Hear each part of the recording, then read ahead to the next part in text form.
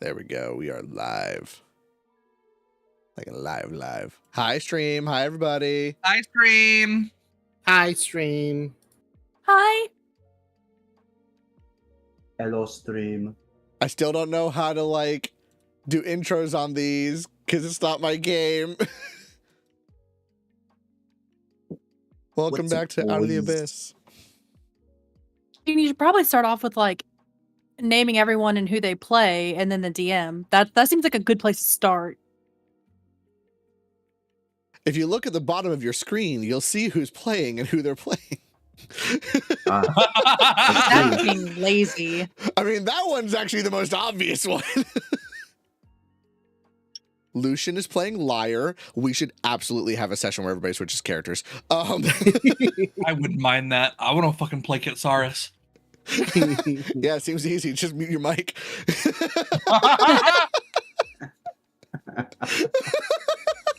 Mute your mic and run away from everything. I love you, Beto. That's a lie. Roll deception.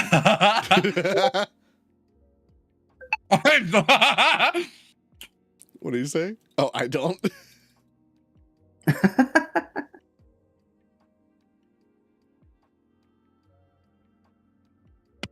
Alrighty, let's get this show on the road. Yeah. Yeah. Yeah. Sorry, I just really felt like that needed some oh fuck, can't remember that guy's name. Send help. No. Please. All right. Give me a second. Audio check. Testing. Cool. All right. Cool. So. Cool. Last session, we continued to feel the after effects, the aftermath of the Prince of Demons being unleashed into the Underdark towards Schlüterbuch. The loss of not only people, but homes, family,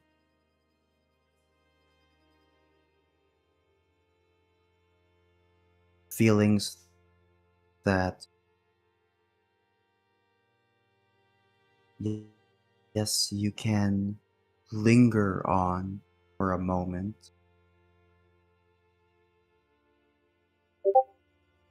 but you can't fully process yet. I mean, to a degree, all of you are free to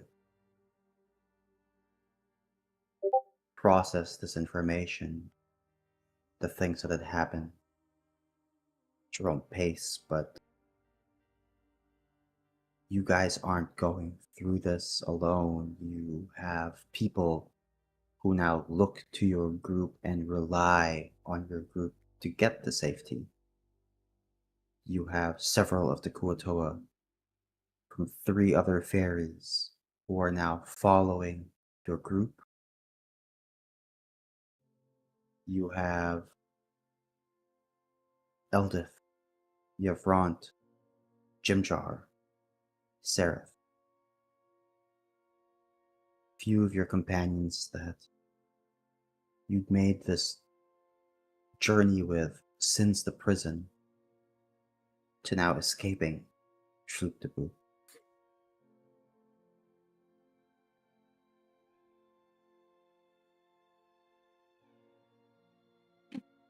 There's a bit of directionlessness for a while, aimlessness, not knowing where to go. There's also figuring out how to reunite with the rest of your party members.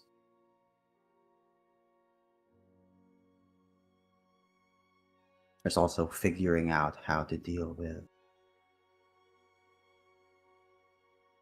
a kid coming to terms with mortality, with death, and what it means to part ways with somebody that they love.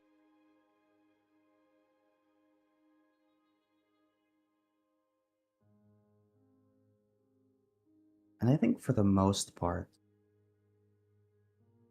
you guys had done a good job dealing with the aftermath, dealing with what comes next.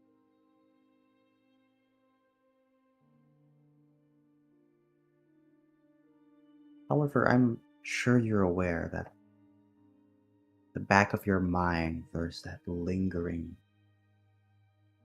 thought, that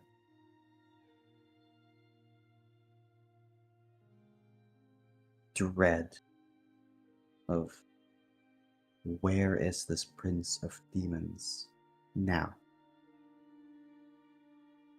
What is he going to do now that he's been unleashed? For some of you, the Underdark, which was already an unsafe space, an unsafe location, danger lurking in every corner. For some of you, the Underdark has gotten so much more dangerous. Not for your group, but for anybody else that might be wandering down the Underdark.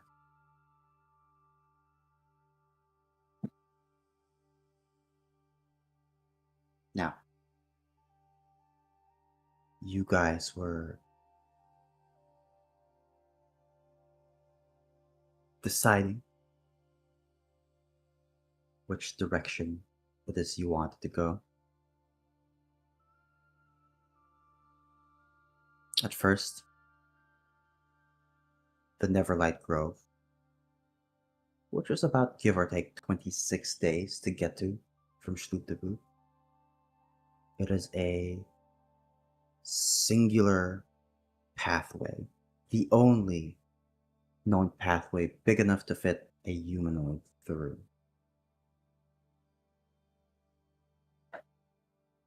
On the other hand, there's Gracklestug, Durgar civilization. About 28 days to get to. Both month-long journeys.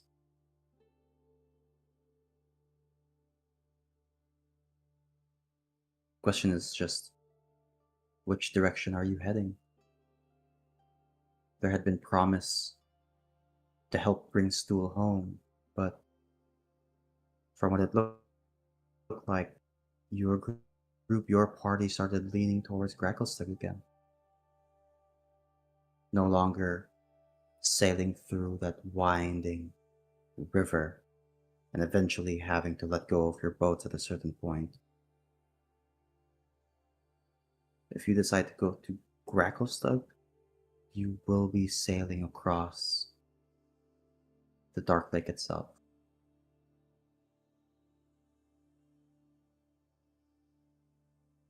Open water for God knows how long. You're not even sure if you have the supplies for a month-long journey in the water. Sure, you could fish. Some of these boats were fishing boats.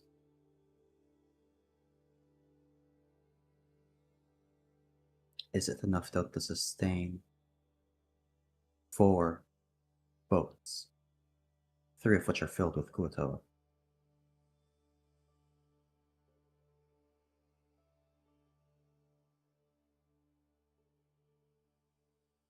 You save these people, but the burden of people is heavy.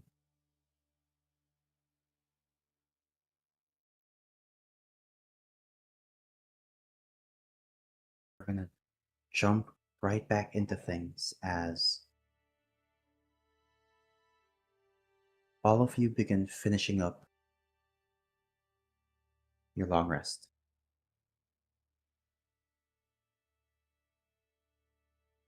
You begin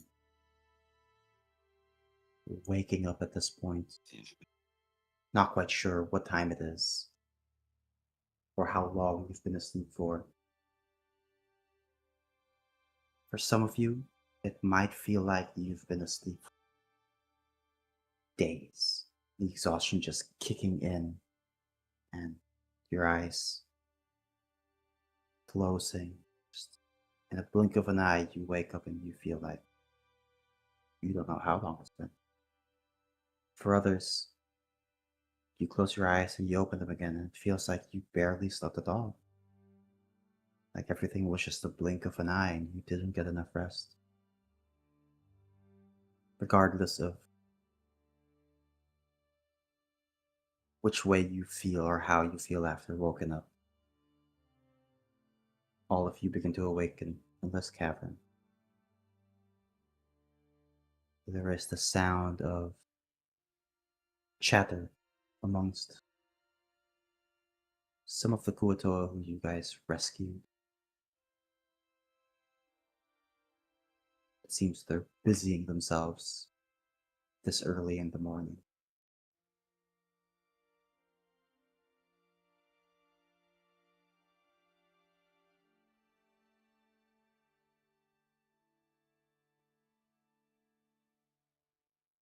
What are you guys up to?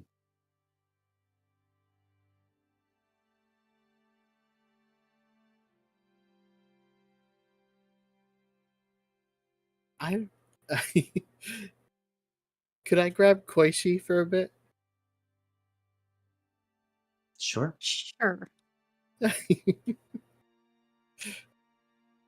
Just some babysitting teacher time. All right, Koichi. You've learned the act of asking for another. It's now time to learn how to get free stuff. I'm going to teach you the art of Caron. Yeah, Brown? Yes. When you're in a store, always approach whoever the worker is and say, I would like to speak with the manager. Can I take away one of Lyra's inspirations? Okay. I would like to speak to the manager. Yes, with an authoritative tone. I would like to speak to the manager. I would like to speak to the manager. Excellent. Now remember, these people are just hardworking, so you don't want to stress them out too much. It's the managers you want to put the pressure on.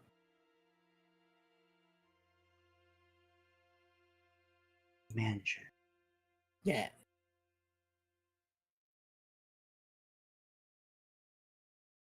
Okay. Don't know why I did that twice.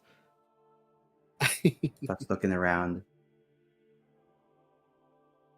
Are there any managers here? I think that would be they're gonna like point at Arania and then go nope and then point at Amaris. Like, there you go. Auntie Amaris is a manager? Yes. Your mother is too, but it's dangerous. You're not ready for that. And I will get in trouble.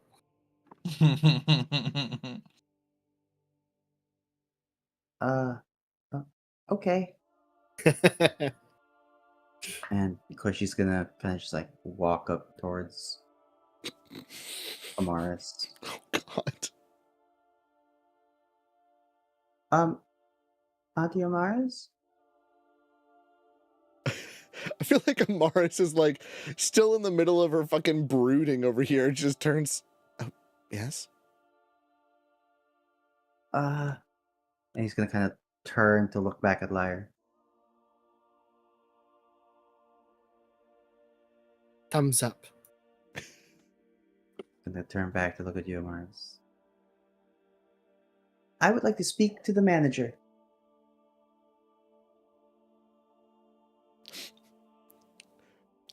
Amaris just kind of slow blinks and then looks up at Lyre. I pretend I'm reading a magazine. I don't have a magazine. The temptation to use my my Armor of Knights Fellowship. Here's the manager.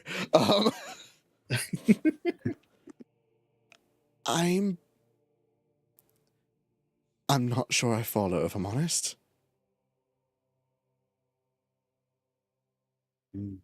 Auntie Lyre said you would say this.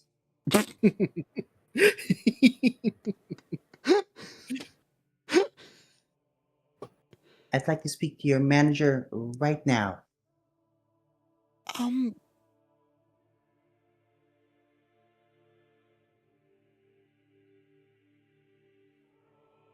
Is it... Are you referring to my goddess? I don't know. This is so weird. Of course, she's gonna look back at Lyre, kind of give him like a thumbs up and a smile. Excellent job. We'll work on the next steps later, but you're doing great.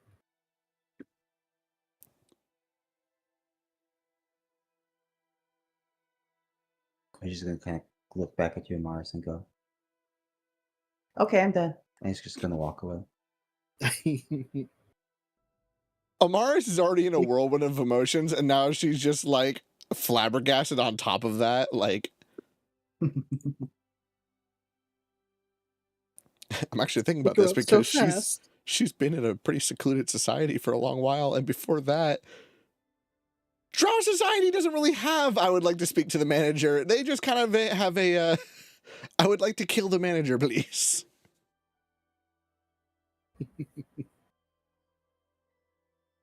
It all works. Maybe that's the next step for transcendental. Oh no. Koishi's holding fucking Silk and Spite. That would be something else. Throws it on the ground. Another. Looking into the like blade, kill I would the like to speak manager. to your manager. Fucking Lolth just comes right in like, yes. Throws a coffee in her face. What have we created? A Corone. I think we've created the ultimate weapon when we eventually fight Demogorgon. Just all of us preparing for battle, Koichi just waddling up. I would like to speak to your manager. They It's one speak of those to things where Burb directly. it's a kid that's being taught all these things by adventurers, and they're just gonna grow up to be the most badass individual ever. Yes. But also the most confused.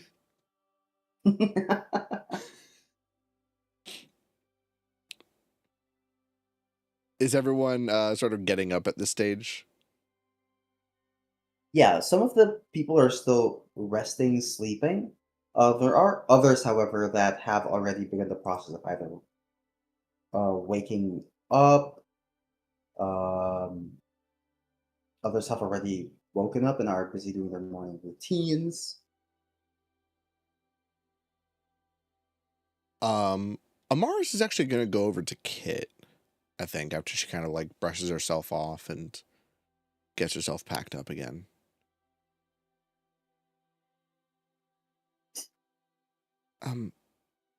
Kit.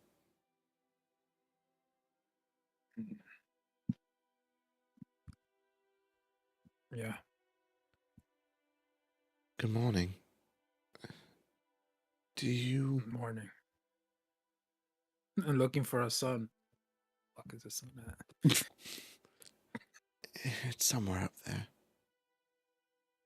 Have you started to remember anything?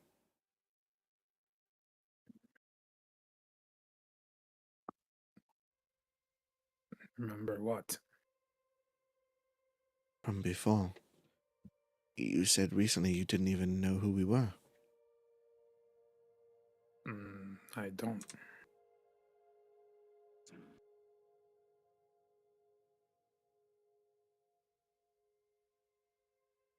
Still in effect then.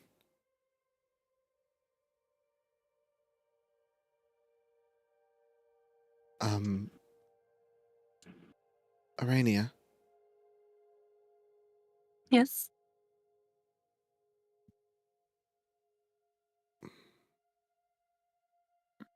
Trying to think here.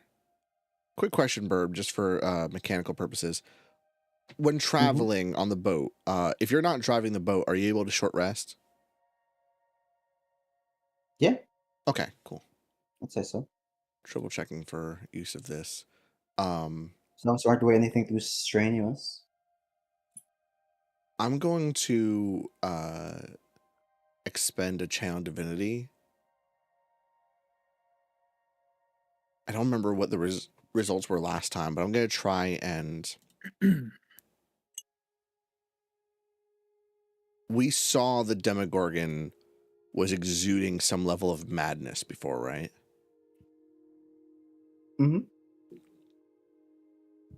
I'm wondering, because we know that Kitsaris crossed the lake, right? That's where Rainia found him, getting off the ferry. That he did. I'm wondering if Demogorgon was summoned in the middle of the lake. Did Kitsaris pass by the ritual? And so I'm like searching him for any level of fiendish energy that I can find.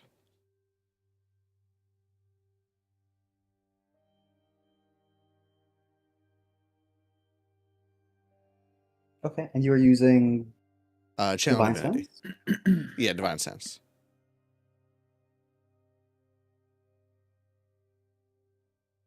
You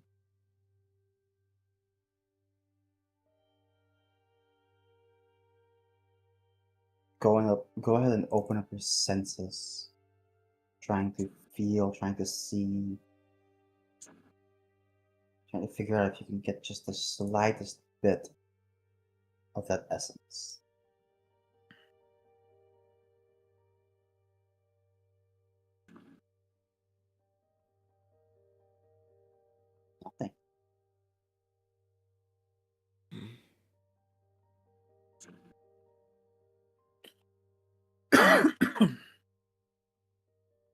makes no sense.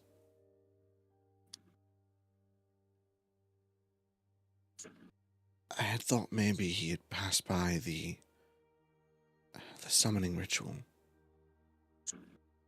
Maybe he had gotten some bout of madness, something that affected his memory. I sensed nothing.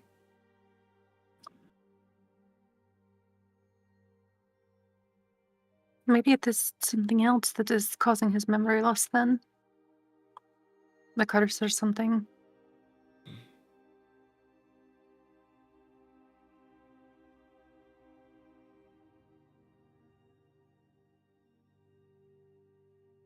There is one other option I thought of, but I don't think that's something you want. What is it? Oh, God, what is it called? Cognitive resetting, something along those lines. Hitting him in the head very hard. I would prefer not to hit him in the head. I tend to agree. That's why I was getting rid of that idea. I'll do it. No. And that No. walks with him. No? Another No memory question. loss. I'd like to speak to the manager. Oh my god. We gotta kill a liar now. Where did you learn that?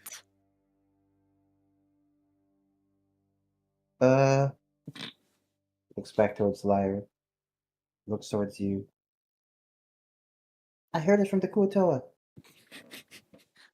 Oh, I will have to go have a talk with them then here in a few minutes. See which one of them taught you that.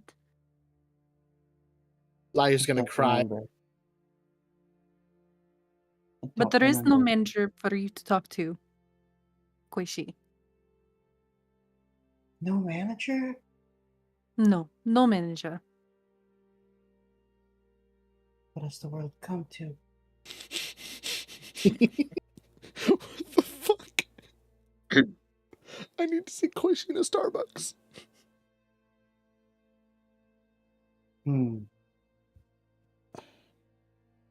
Okay. Well, I have heard like meditation may help in some cases of memory loss. I know in the elderly sometimes it happens. I'm not sure about in the youngins, so.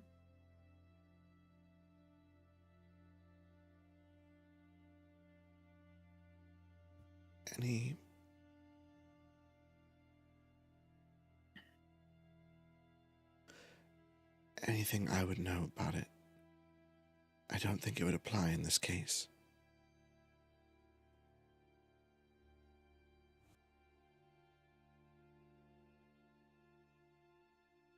I'm sure in time. I'm sure in time that his memories will come back. I mean, it does not seem like he is in pain, at least not at the moment. He's getting punched in the head by Koishi. Remember. Where is your manager? Koishi's adventuring class is a fucking barbarian. Katsaris.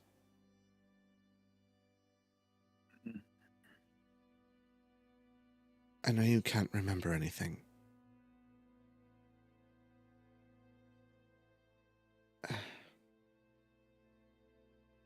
Are you willing to come with us?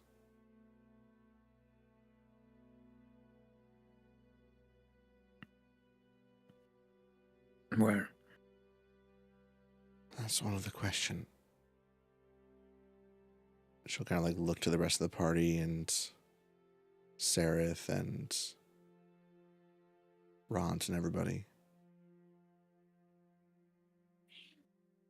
We were able to get to Arania and Katsaris We're not too far off track. We could change direction now.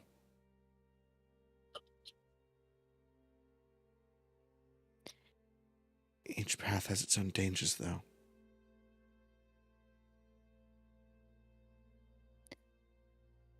Do we know where this one leads? I believe to Neverlight Grove. And I know Stool wants to go back to his home.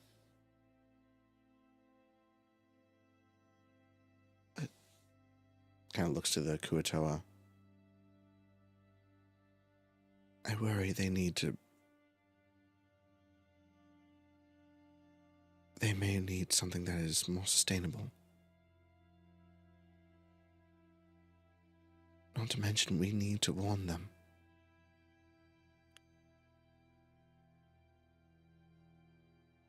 So where would you suggest then that we go first?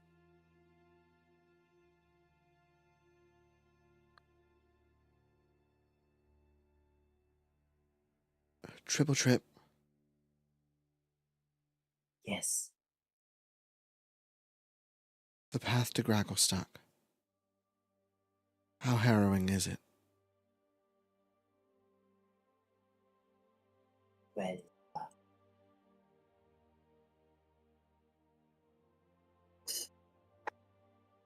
depends on which way we go. If we are going solely through the Dark Lake itself, it kind of like looks towards all the Kuatoa that are with your group now.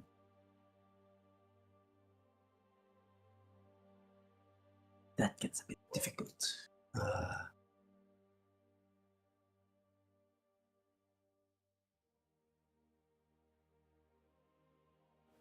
It means the better part of a month, right? If we are traversing solely through the lake itself, with all those people, food is going to be a big problem. Finding supplies out in the middle of the lake will be difficult. Is there a safe spot by foot for them?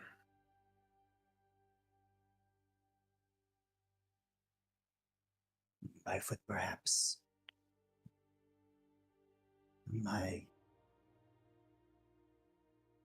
My one concern is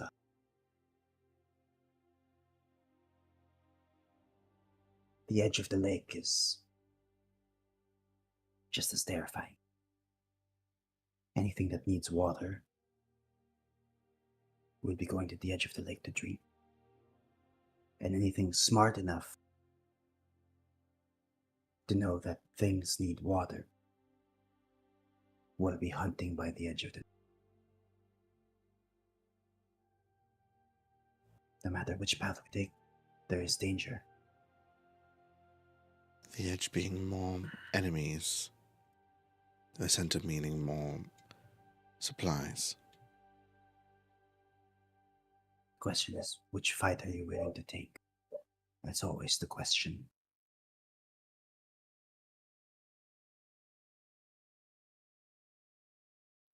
Better part of a month.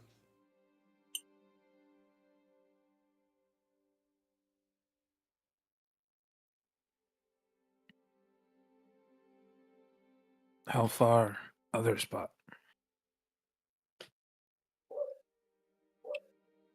Neverlight Grove is about 2 days less travel, give or take, if everything goes well. This one might be a bit more manageable. A narrower passageway means we can reach the walls, perhaps get to the ceilings to harvest any fungi that grow up there. Narrower stream means if we cast a big enough net, we can catch enough fish. It also makes it safer to dive for anything that might be lurking in the bottom that we can eat.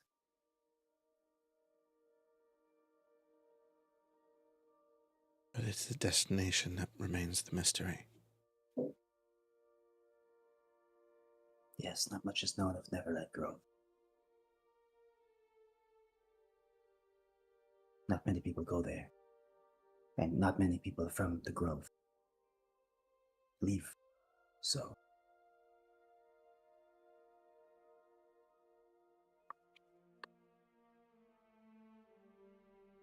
As much as I would like to help Stool get home, I do not want to put my people in any more of a potential risk by taking them to a destination that is not suited for them. It's not Well, the journey particularly may be suited hard, for though. any of us. No. But we've all shown that we can hold our own, though, when it comes to a fight. My people are not fighters. Not really. No other temporary home for fish people. Mm-mm.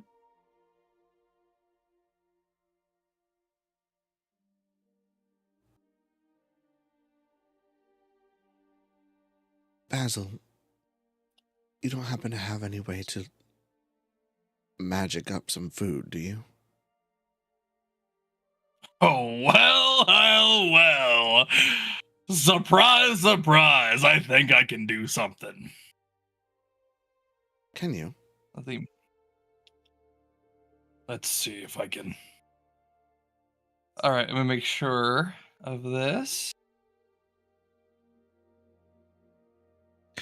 45 pounds of food or 30 grams. Say the food is bland but nourishing and looks like food of your choice. The water or something. Alrighty. Sorry, I just love the well. Do I ever? You see him put on his spectacles.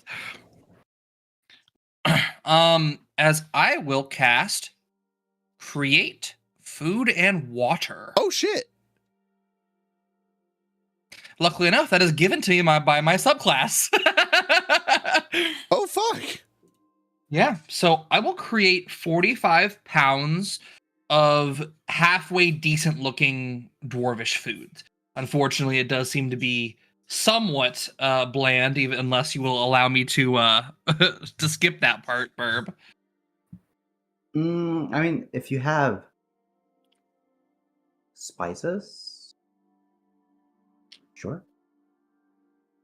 Yeah, I'm sure he does, but he'll. It obviously it's not as good as Basil's cooking, but it's nourishing, and the water's clean. So he'll turn it into ice water with his cute little hands, his little mittens. 45 pounds of food. Mm-hmm. I think that's enough for everybody in the boat. That's enough for everybody in the fucking village. So there are how many of you in the party? 5 of you in the party. 5 in the party, Plus Stool, Waishi 7, Eldith 8, Seraph 9, Jinjar 10, Ront 11, Hand drip. Rip 12, plus 24 other Uotoro.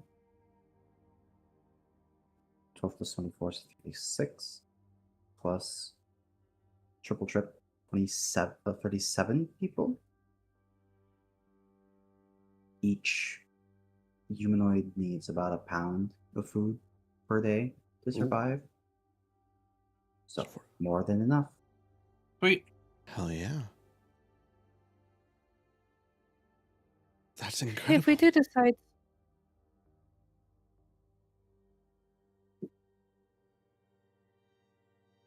Sorry, you two people are talking at the same time.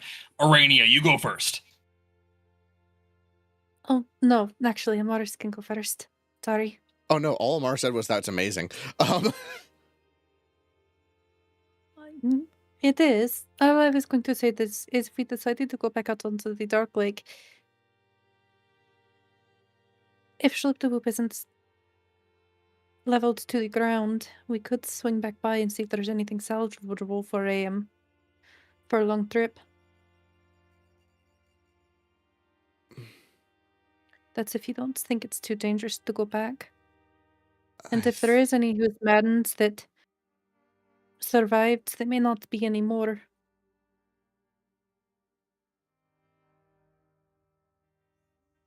We saw the demons.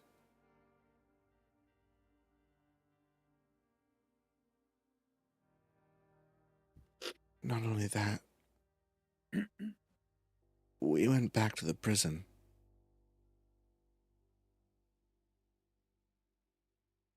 And she's starting to put things together as Tim is starting to put things together. We went back to the prison.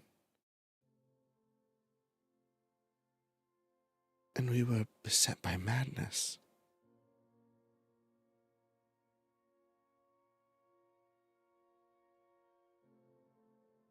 I don't know if they're related, if it's just a demon thing or not. But if it just happened from a few rocks being nearby, I can't imagine what essence has been laid behind by the Demogorgon.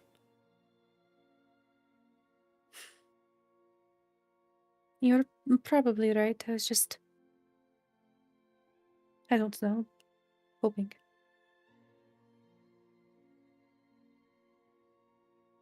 Mars nods. If it was safe. If it were. I agree. I fear it isn't. At the very least, not when we have so much at stake.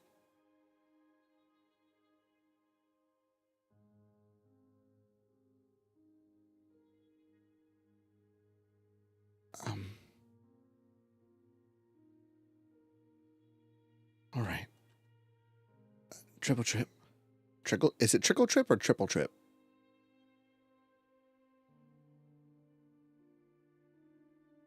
Verbs needed. Triple trip. Sorry, triple trip. Triple trip. Triple, okay. And then trip, like he fell. Okay. He fell 3 times. Yeah. Okay. Triple trip. With all this, does that make the journey safer? You said that anything that's smart enough to hunt would likely be towards the edge. That must mean that closer to the center might be a modicum more safe to travel across.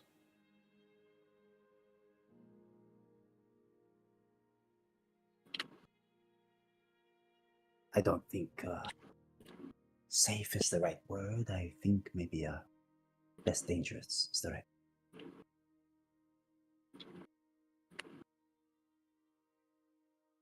There's no safety, unfortunately, in the Underdark. But danger, really. I mean, would you like a list of things that could happen to ease your worries, or would you like to be left relatively in the unknown?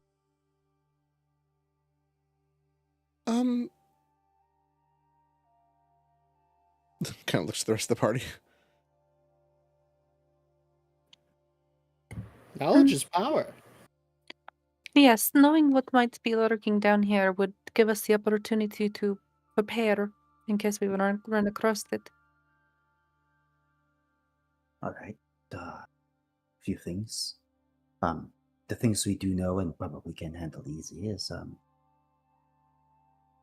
Durgar on keelboats.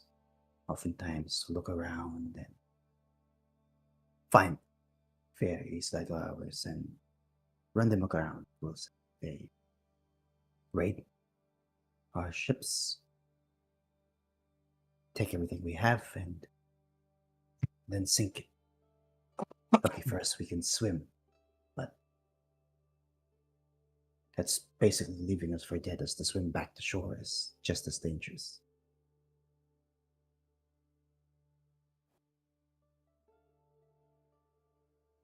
Question, the Durgar.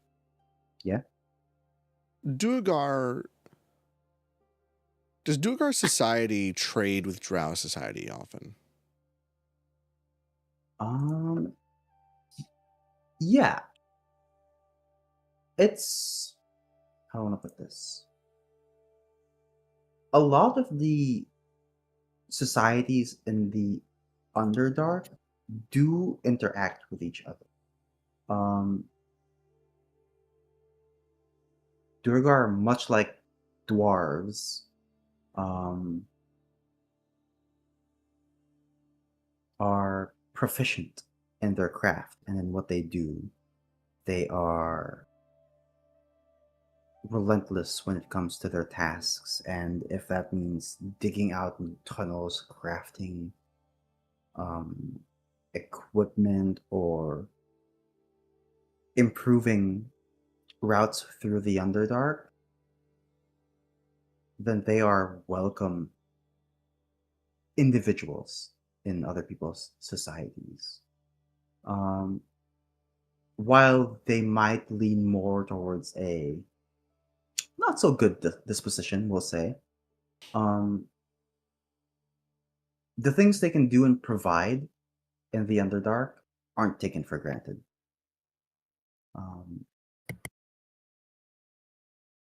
So yeah, I'd say there is interaction. Now, what if the interaction is always good, always bad, sometimes good, sometimes bad? It depends on the group of people, the towns, the cities, and stuff like that.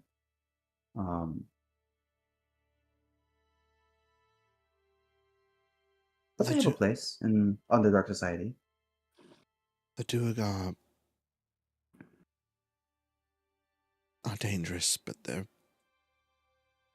there's a path forward there that doesn't involve fighting. I think I might be able to manage that. And Amaris will look towards Lyre. If we encounter any, I'm going to need some magical assistance. Okay, if we encounter any, please immediately inspire. Absolutely. If you want, I can do the talking. I would actually really love at least a backup. Let's hope we don't have to pull out what I need to pull out. I think you can improve along the way. You want to battle that way? I kind of looks around.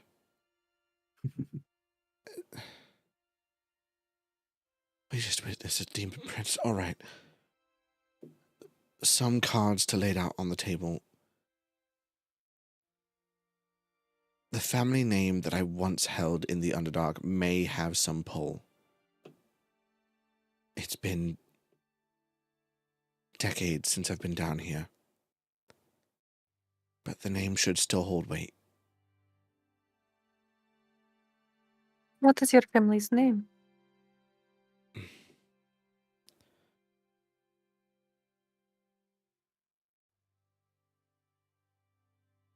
My mother is the matron of House Danelith. And for all us non-Dark Elves, how prestigious is that? Burb?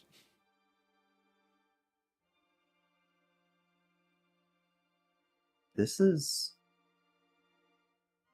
your story to tell. I don't know if you actually wanted to put a limit on the Well, what's happening here is this is knowledge you have of your family when you were last there. Yeah, that's true. To what they're like now.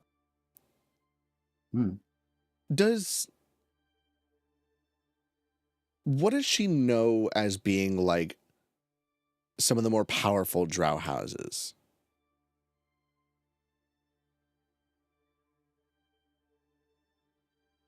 What do you mean? Like, what are some house names that she would know of that are like at the sort of top of the food chain?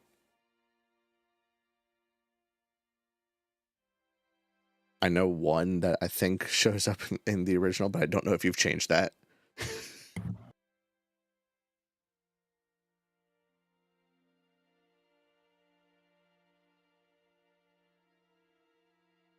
Make me a history check. Ooh. Let's see. You know what? I have inspiration. Fucking, I'm using it to gain advantage on this. Yeah, yay or not. What? Silvery barbs. Oh, fuck, no. Oh, shit. I think I did that right. Oh, that was almost a nat 20. Oh. But dirty 20. So this is what power feels like. This is intoxicating. Is this silvery barbs? Liam O'Brien, this is disintegrate. Burb, this is silvery barbs.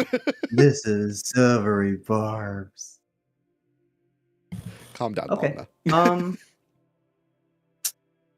Let's see.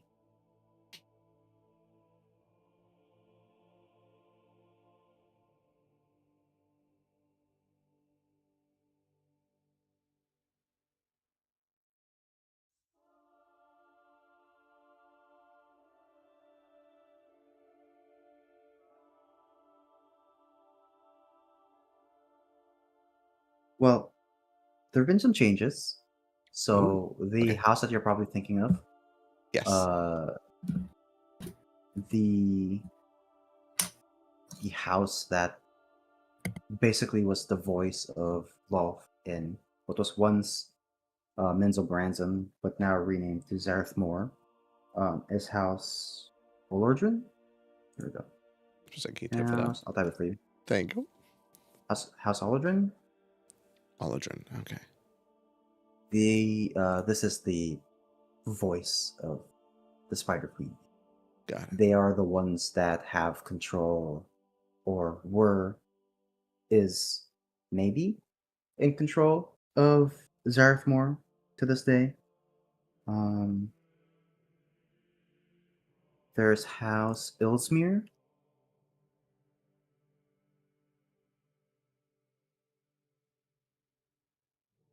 This is let's say, relatively powerful house in Zareth Moor that was renowned for um, training and birthing very proficient assassins. Oh. Gonna message you something.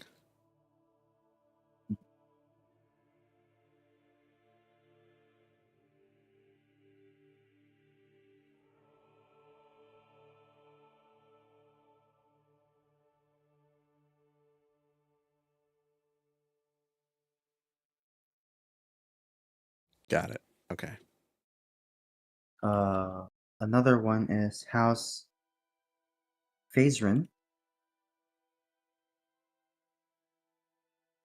This is an eccentric house, still quite proficient in or prominent in Zareth Moor.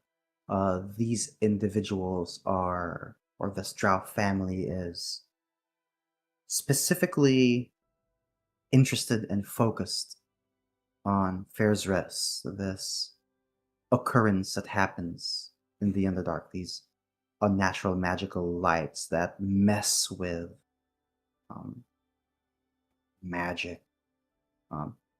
It's what helps make teleportation so unstable in the Underdark itself. This unique phenomenon, really. And this house is focused on trying to harness Fair's Rest, research it, see what they can do with it. And to some degree, since you were last there, there's been some success, which is why they're prominent. But as to how much since then, you're not quite sure.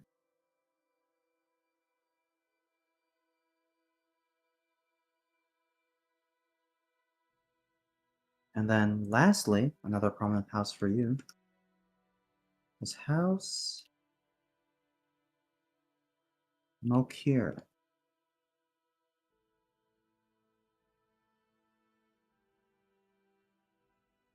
What do I know about that? These are a very powerful, prominent merchant family in Zareth Moor. They rose in power because House Mokir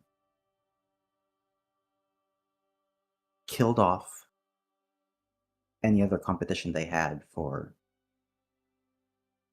import export merchandise, and since then they've had a monopoly on the entire market of Zarethmore.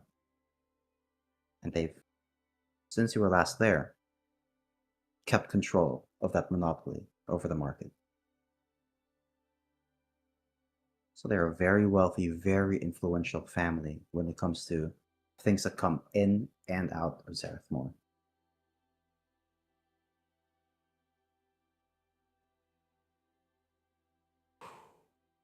Okay.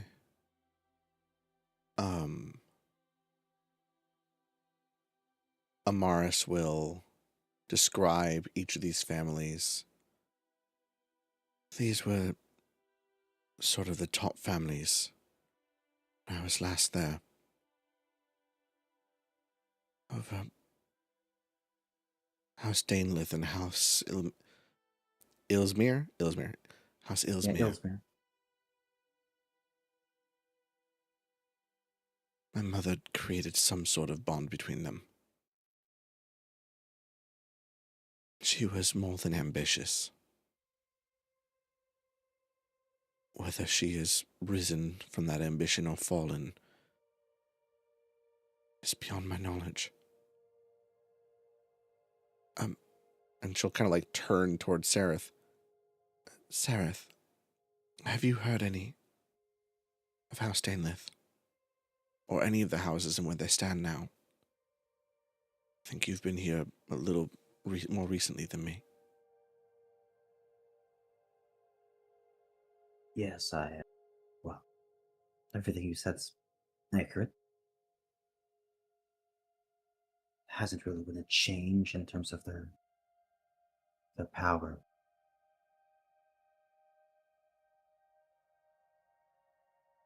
Your house has, let's just say, risen in the ranks even more recently.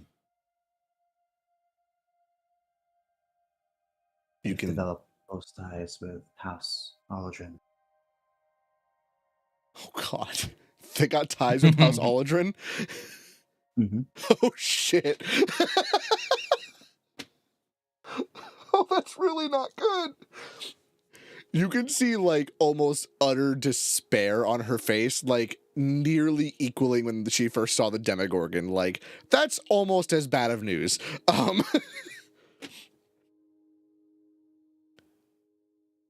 Right. So there's some good news there. The name carries weight. Here's the issue. You trounce up to a good old-fashioned drow, throwing that name around. What are you gonna think about this pretty purple dress and those wonderful, less slave-inducing eyes that you have?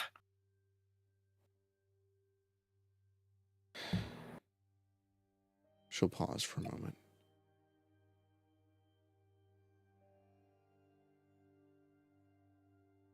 I think she'll get, for the moment, very serious. Close her eyes.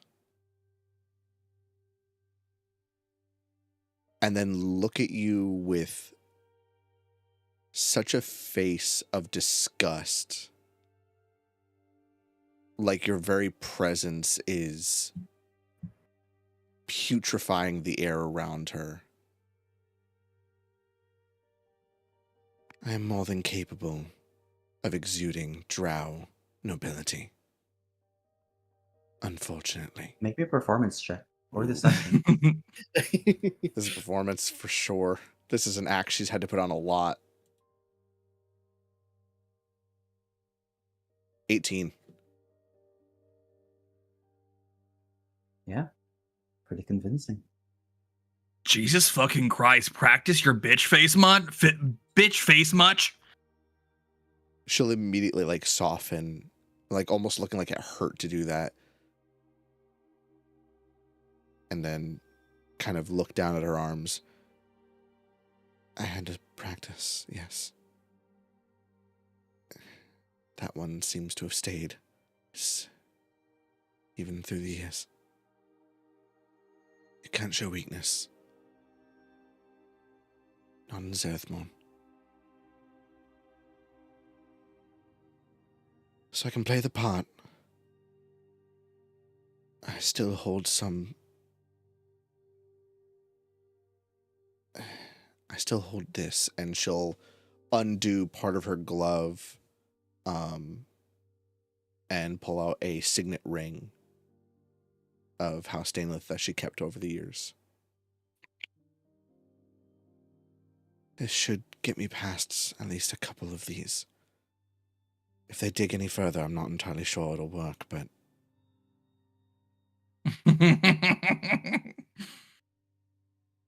It's not an end-all. It's not a silver bullet. It's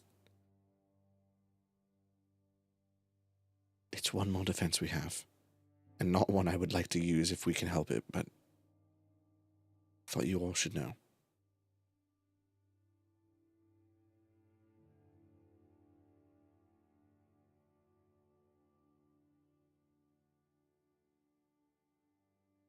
Well, I'm sure it'll help us in some way. And if that last name of yours can do one good thing, then it wasn't bad after all. Jesus fucking Christ, 228 damage. I'm dead. That's not damage, that's push-ups, bro. That's how many abs he's developing. Seraph kind of chimes in. I don't think your name's going to do much help you, Mars. Why is that?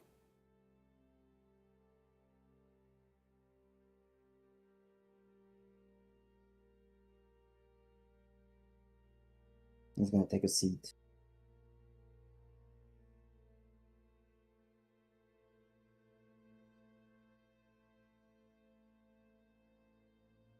They're looking for you.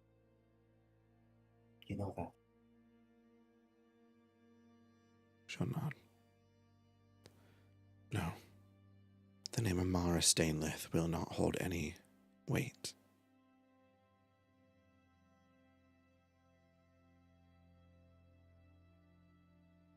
That's one I'll have to abandon for now.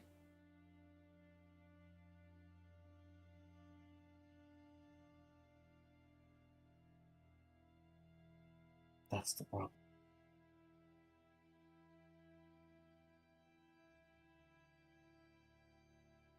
No one of Dana uses their own name anymore.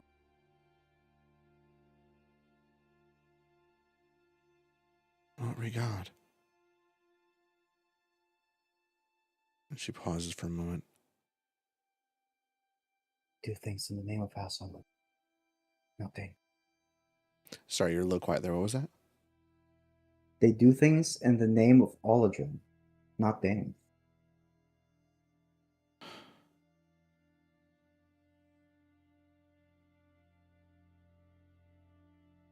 She's risen, but she's subservient.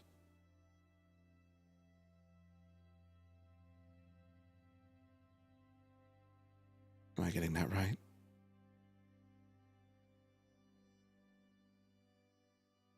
He just nods his head.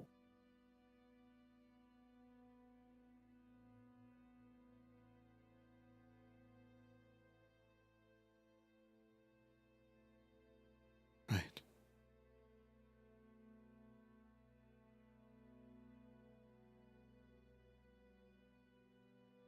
The signet ring won't do much then. The name Aldrin should help. My familiarity with Daneless should help a little more, but its effectiveness might be strained.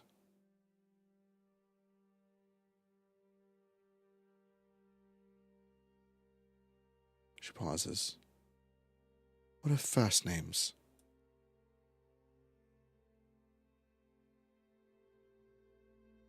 You're asking if they're used? Yes.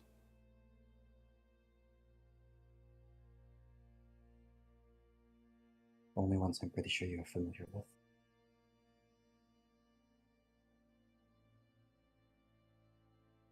She kind of squints at that. I think she'll say in Elvish.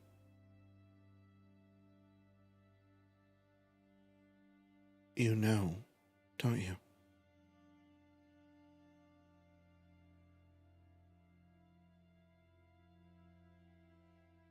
You know her?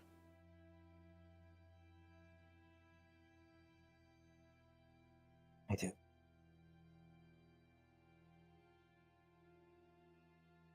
I do.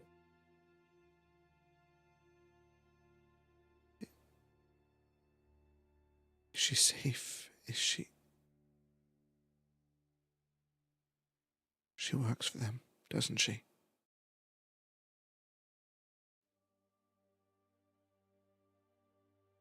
He'll chime in.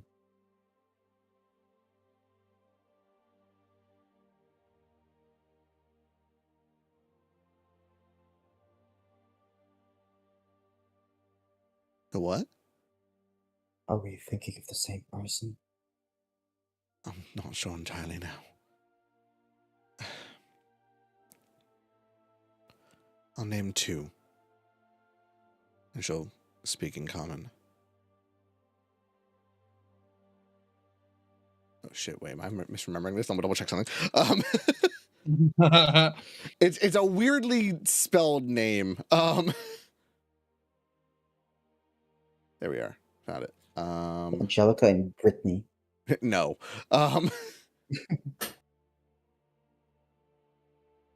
Ariadne or Enfer?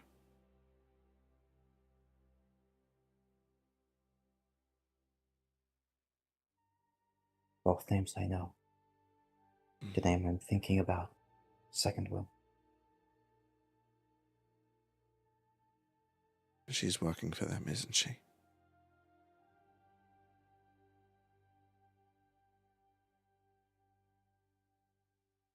Hard to say she's working for them if she is for them. What do you mean she is?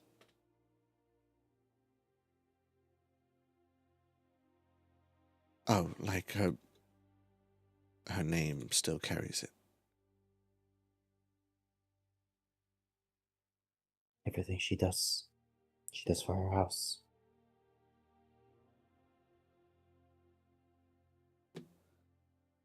All too familiar.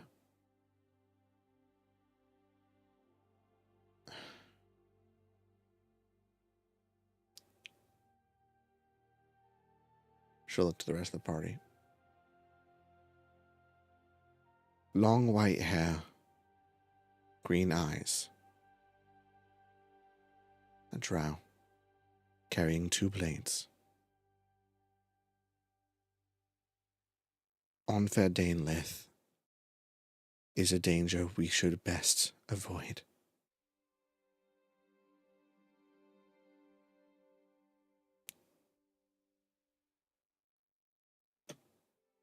But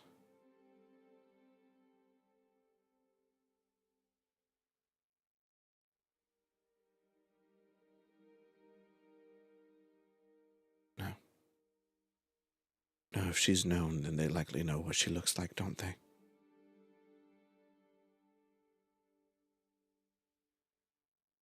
To those that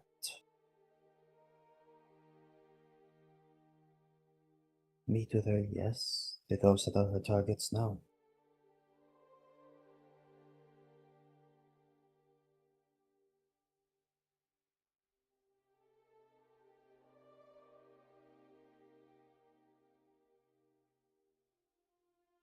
She kind of shakes her head. Regardless, that's what I can bring to the table. Some level of drow nobility. It may bypass some of the Duergar, not all. And it's a tightrope walk to make sure that I say the right words. Laia, that is where I may need assistance. I can help with that. Good.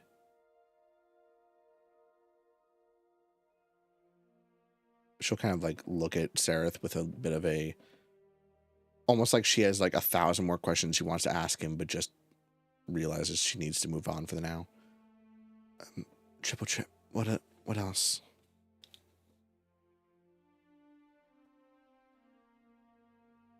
Wait, yes, sorry, I was too engrossed in your very interesting family dynamics. What were we talking about? Yes, the dangers of the Dark Lake. Well, Yes. if Durgar aren't your speed, then there are several waterfalls in the area that, if not navigated properly, will, well, plummet you to your death. Besides that, occasionally parts of the Dark Lake fall victim to low ceilings, meaning your boat will collide with the ceiling, crash, break, sink. Will you be able Continuing to avoid with those? things. Yes, we can see the ceiling coming, but that's not the only danger. A combination of a few things. There are rough currents that happen throughout the Dark Lake, and sometimes these currents can lead you towards the ceilings. Sometimes the currents will lead you towards stony teeth or towards whirlpools. Other times towards much tighter passageways. If not, that rockfall might kill you. If not the rockfall, then perhaps the dark mantles descending upon you with darkness, suffocating you to death. Maybe the trolls that live in the lake will get you. Yes, water trolls. If not the trolls, the green hag. If you're unlucky, you meet the coven. If not them, there are Mero that swim through this lake. It's like, okay, cool. He's getting to the end of the list. Nope, he's still going.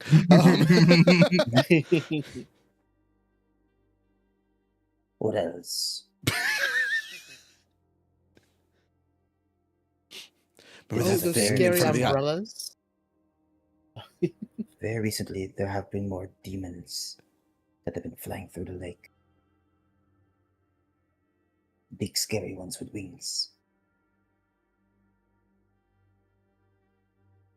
Recently, they've plucked people off boats that we ferried to and from the edge of the lake to Schlüterboot.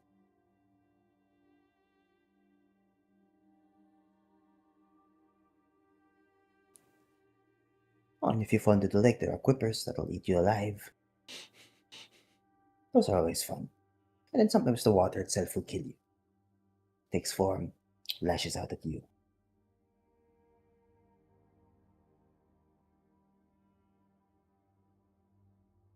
She kind of like looks down the path that they were pretty much already going down. Oh, we go down the nice path with the mushrooms at the end.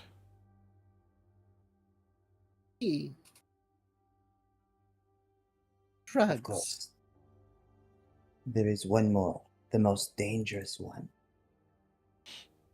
We should pray we never meet such an individual. Who?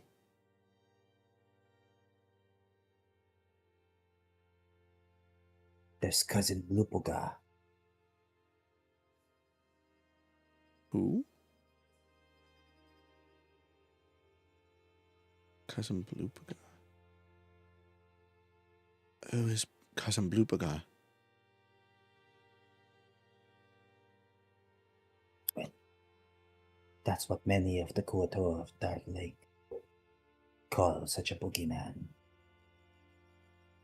A Kuato that had descended so far into madness, he decided to make the entire lake his home. You would think one single Kuatoa would not survive such dangerous waters, but no, he thrived in it. Truly made Dark Lake his home. And on occasion, cousin Blupoga hums while swimming, looking for his fellow cousins to drag deep into the depths of the Dark Lake. If you hear singings, you best pray there's a siren. They are much nicer than Cousin Blue Booga.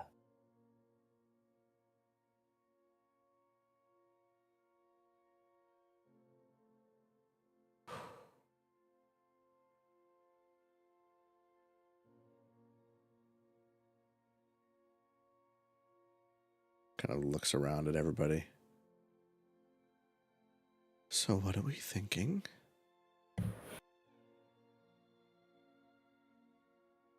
I vote for the mushroom path. Go left, die. Go right, die. Go forward, die. Stay here, die. Shrugs shoulders. Welcome to the Underdark. He's not wrong.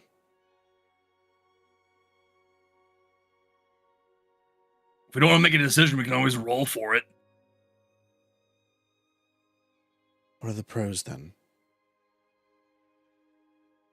Gracklestuck is the destination. Even roll, die. Oh my god. Get it? Because it's a die? Oh my fucking god. That took me way too That's goddamn fucking- God dang it, Vito!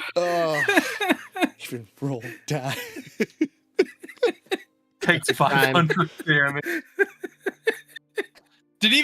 Burp didn't even roll for it, just flat 500. Damn. 500. Fuck you. Oh my god. 500 isn't even enough. Damn it. GG. The pros. What do we know about Gracklestuck then?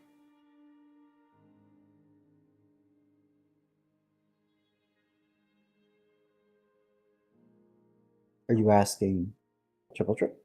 Or Triple Chip, the party, everybody, like, does anybody know anything about Gracklestuck? Does Amara know anything about Gracklestuck? It's a lovely place to go for holiday. Wait, do you mean is Gracklestuck the mushroom place? Or? No. Neverlight Grove is the mushroom place. Oh, okay. Well,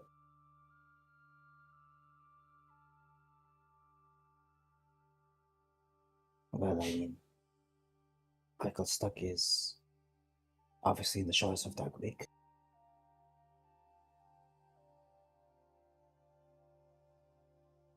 Built by Durgar. I mean, I barely go there myself.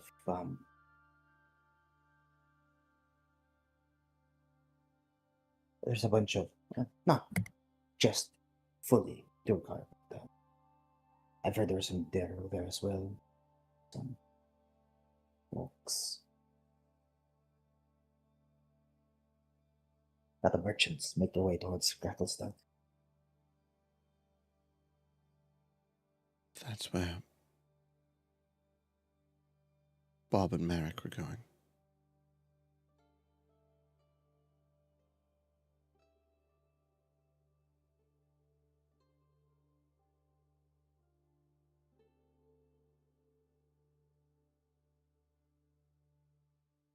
Are well known for making weapons and armor.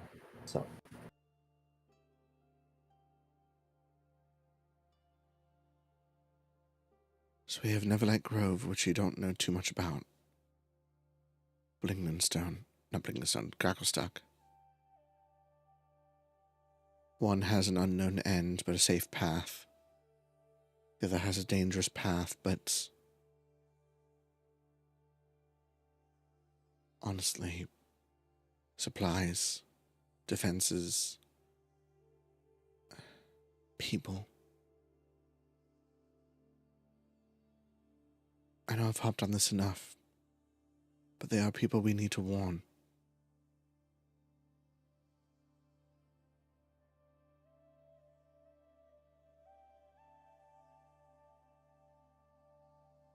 Tell whoever rules Gracklestuck about what's coming.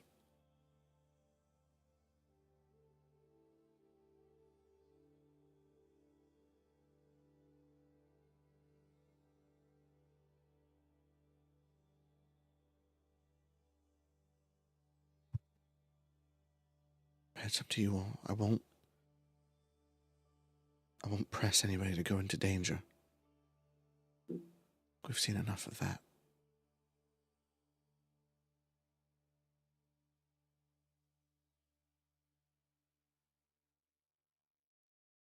Arania?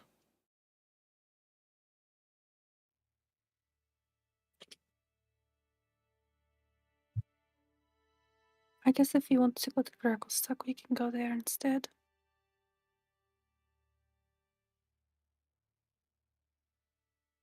I think it's best if we find a city that, even if it's not exactly the safest, it'll offer a bit more security than heading out into the unknown wilderness.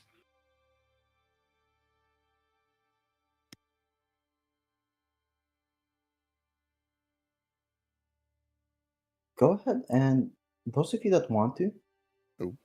you can make me history checks as well. Happy to. History. History. Oops. But why not her story? 19. I clicked it twice accidentally. I'd say Arania and Basil, you guys would be knowledgeable about this, but yes, Gracklestug is, civilization.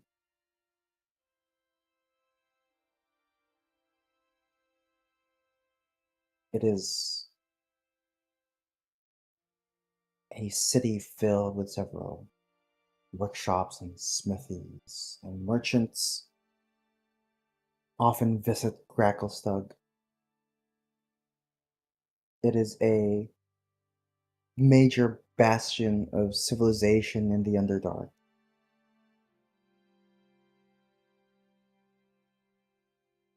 It isn't safe. Gracklestug is merciless. Don't think just because you are walking the streets of Gracklestug, just because you are walking the streets of the City of Blades, don't think you're safe. There are all sorts of dangers itself that lurk within the city, from deranged people to slavers, even. Not just that, but Gracklestug is home to a certain red dragon. A dragon that keeps the forges of the city alight.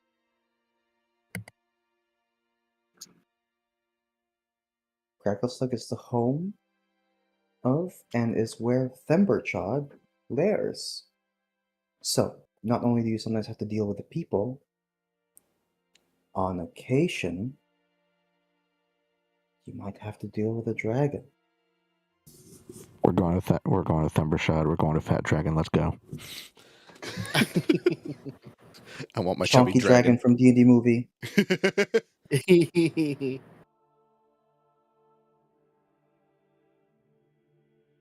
Lyre will raise their hand. Yes. All right, I have a couple of thoughts. One, so if I understand correctly, if we want to go to Gracklestug, we have to go on the lake, right? Yes. All right, I vote against that because if we get attacked by that hag again, I don't know if she's going to believe the lie that this one is the Prince of Darkness. Like, I'm working on it, but it's going to take some more work. Like As you say that, glasses. you point at Koichi, and Koichi just walks up to random Kuto and goes, "I'd like to see your manager, please." Oh God, he's already fallen into evil. There's no hope You're for doing him. great, buddy. And then the Kuto kind of looks and goes, "Oh, okay," and goes, "Manager." And another Kuto looks, "Yeah, he's looking for you." And one of the Kuto goes, "Okay, hey, I'm manager. How could I help you?" And he's like, Oh no, we didn't haven't think I'd get completed this his far. training. Looks around, grabs a mug and just drops on the ground. Another. And he goes, okay, I guess I get them a mug. A natural. He's got this. So I can't believe I'm saying this. I don't want to go to the city yet. Well, I want to throw up a little bit by saying that because this body was made to entertain, and let's face it, yeah, and they're just gonna like vaguely gesture around everything. Not a good stage. That being said, I understand that there's a grove of like a ton of mushrooms, and I mean, a person only gets once in a lifetime opportunity to go. I mean, aphrodisiacs, drugs, food. You know, what more do you want? My fucking family back. All right, that too. Maybe they're there. I Maybe doubt they. it. Heavily. Your family are cooks, yes? Check. Most of them, yes. It's a family business. All right. Huge grove of mushrooms isn't appealing to go and hunt for rare ingredients. One of my or several of my kids do, yes. Huh? Eh, Maybe they went there. always possible, I guess. Mm-hmm. Liar's logic is sound.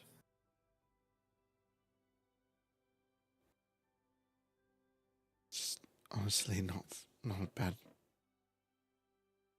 It's not a bad argument. Tend to agree.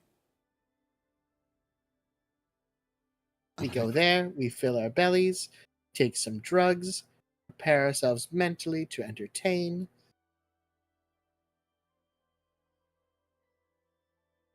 Take the small one back to its family.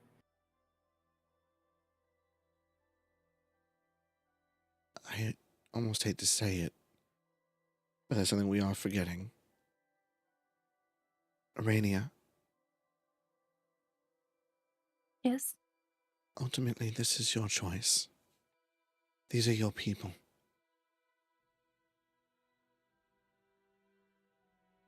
Wherever they end up,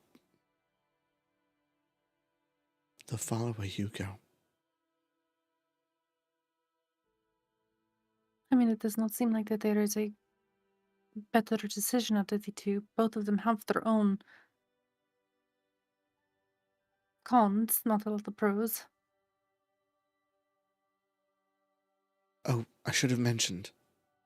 Or maybe I did. There are other survivors. Other boats. Where? Those who were able to swim to shore did. I sent out a message to go to Gracklestock. They will at least likely be as safe as can be if they can make it.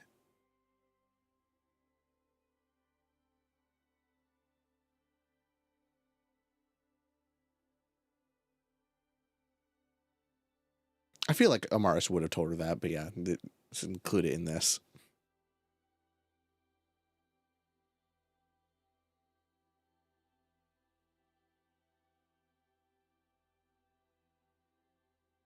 I don't know.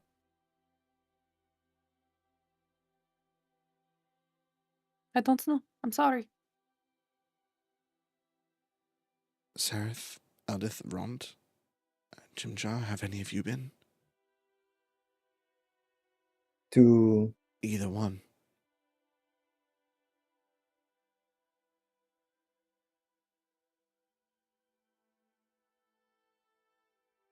Ron kind of slowly steps up.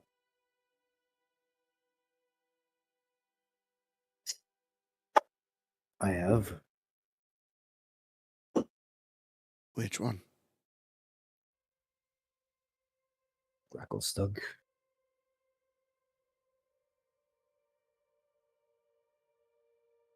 And what's your opinion?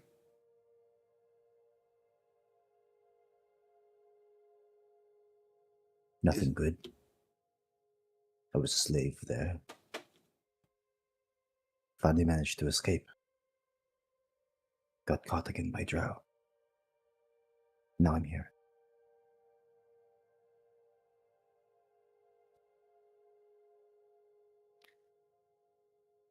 Let us go to the grove. It's at least going to the grove. While we may not know exactly what is there, we do not risk any of my people becoming slaves, or any of you becoming slaves again.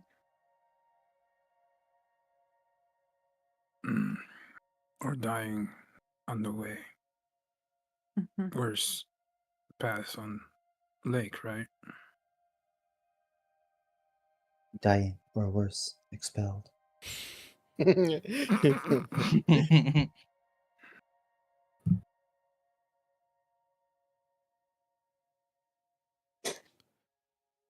right. Basil, are you all right with that? As much as any decision. I see no cracks or qualms with me.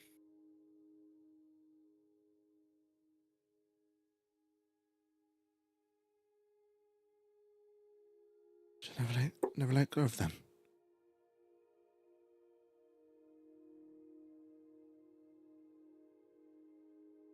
Still kind of chimes in.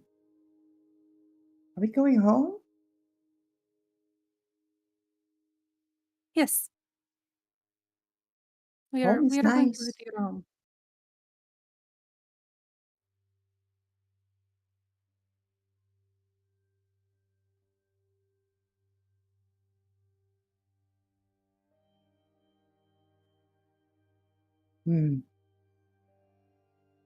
Home nice. I miss home. Will they be friendly there? Yes. Very friendly.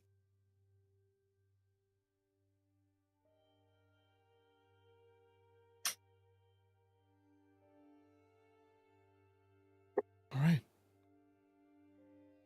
I will go let the Kuoto know what is going on.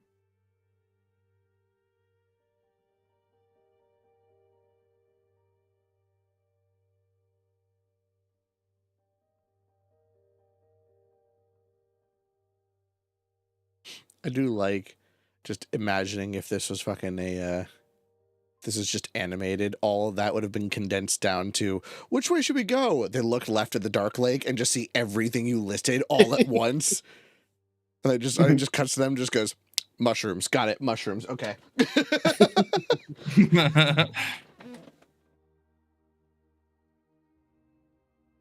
So I don't want to take up go any ahead. time like RPing this, but Rainey would go around like just kind of checking up on the Kuoto that had survived. And in a roundabout way, she wants to see if any of them was worshipping was it the Deep Father before all this happened? Make me a... What is an insight check?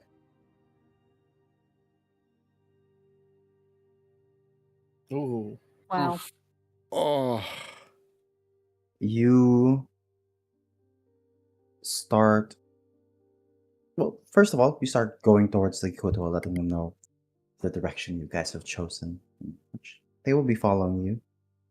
And while doing so, you're trying to discern if any of them might have been followers of the Deep Father, either through discussion or maybe the way they look towards you or their general reception towards other Kuotoa. But you don't spot anything out of the ordinary. It looks like everybody here is on the same page, and Everyone is concerned about survival.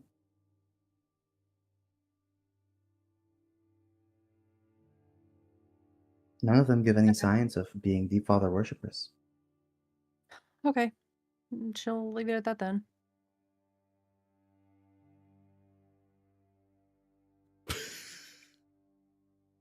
As you...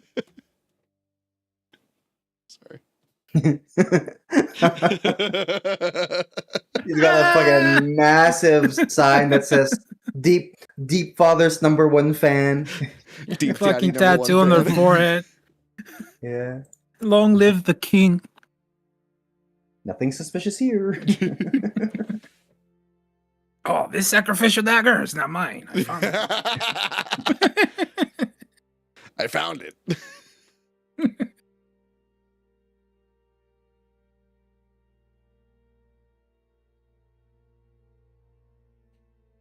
You then hear a commotion towards one of the boats. Oh.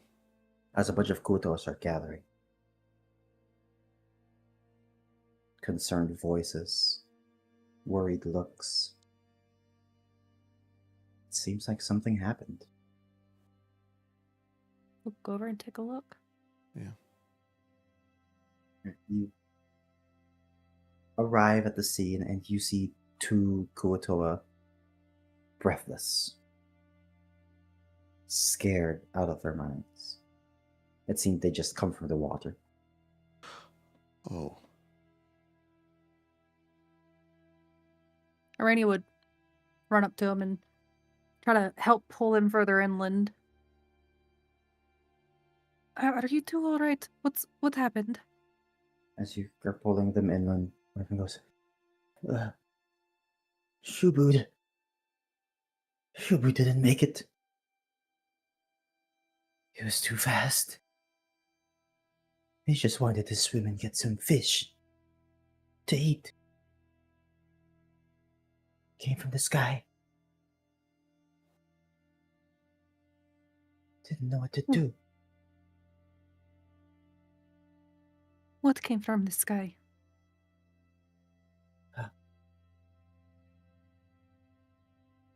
Bird with arms. Loud scream. Oh It shit. took Shubud. I'm gonna look up. Yeah. Is there a fucking bird flying above us? Yeah, did it With follow arms? them? Make a perception check. Both of them. Hey, they're gonna make one? Sure. Wow, we got the same thing. Jesus Christ. It's Jason Bourne.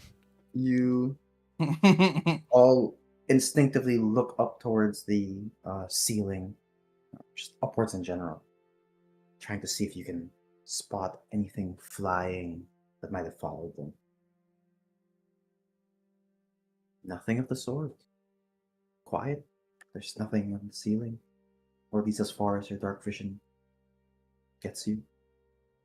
It's just fucking far. Doesn't seem to be anything.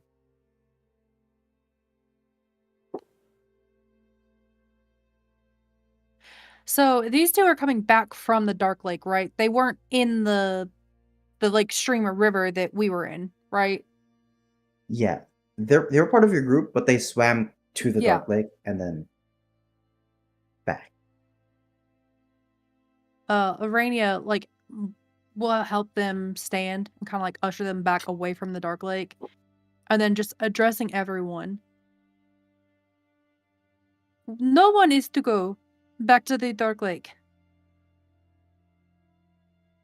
If you are hungry, come ask one of us and we will give you something to eat. But to venture back to the Dark Lake at this time and to go into the waters is to invite death.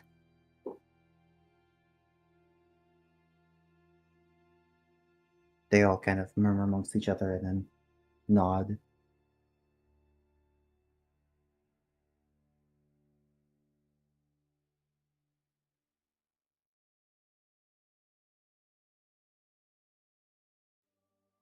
All right.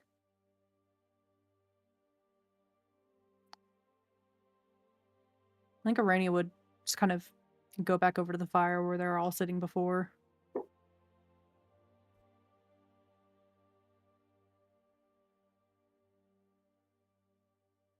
They only swam near the dark lake. They couldn't have gone out very far. We should probably move. Yes.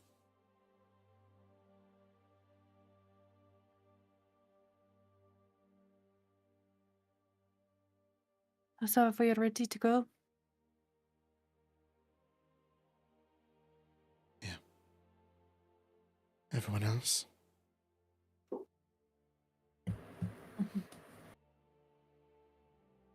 Sounds good to me.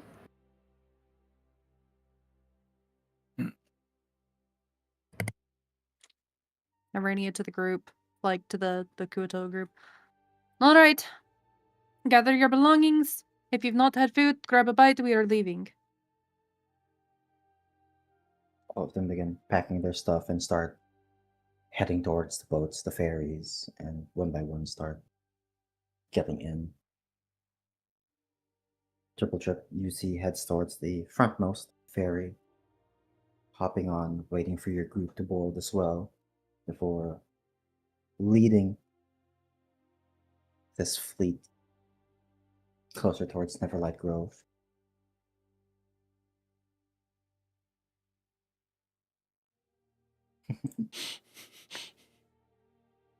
How many people can I hit with the Eyes of Night?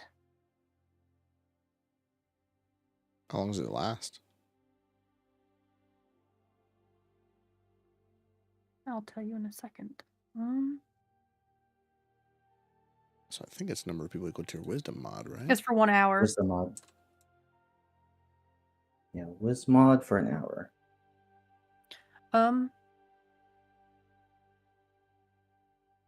My wisdom is a 3.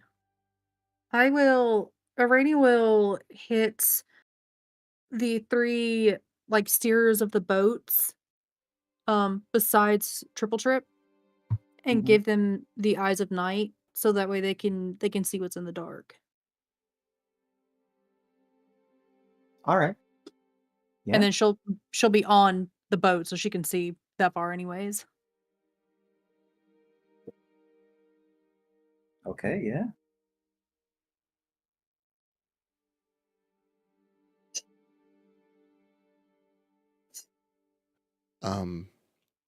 Before we set off, Amaris is just going to check on the little Kuatoa girl. Has she been, I don't want to say adopted, but like, has anybody elected to look after her?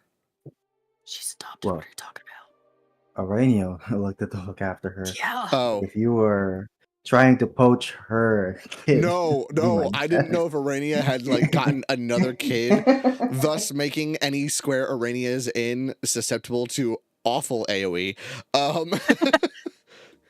Like Jesus Christ. But no, I just imagine that like Koishi is running around the ground at Arania's feet, Stool is on her shoulder, and then Rip is just like on her abdomen, just riding. At one point, you're going to have a fishbowl in your back, and that's where Rip is just going to be swimming in it. Yes. Fucking like the fish from Pinocchio.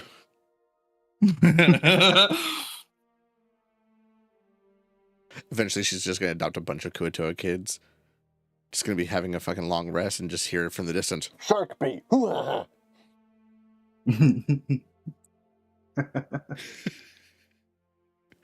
God, they've started a cult. The children of Arania. Liar's in it, but not the leader. Yeah, what Why are you did talking I- about? Liar is like the high priest or priestess. Yeah. I was like, liar's in it, but not the leader. But I could hear air quotes on that entire sentence. The shadow leader. Yes, children. Go and steal it for me. Liar is the prophet. Repeat after me. Where's your manager? Where's your... Oh, God. And so it begins.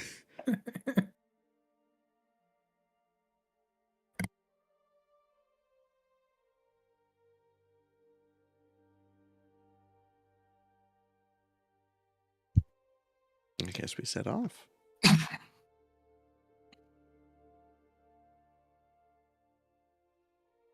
All right. Let's do this then.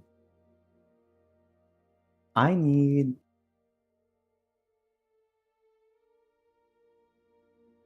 one of you to go ahead and roll me a d20. I got it. I need That's to an roll a little 8. higher than that, buddy. The 20's right there. I know. That's fucking Tim's fault. How is it my fault? How am I Because you catching went fucking... I was about to say the same thing. He always talks before you roll and fucks everything up. The air coming out of his mouth makes the dice roll a little more. Yeah. Bro, I can't win. Right. Why you bully me?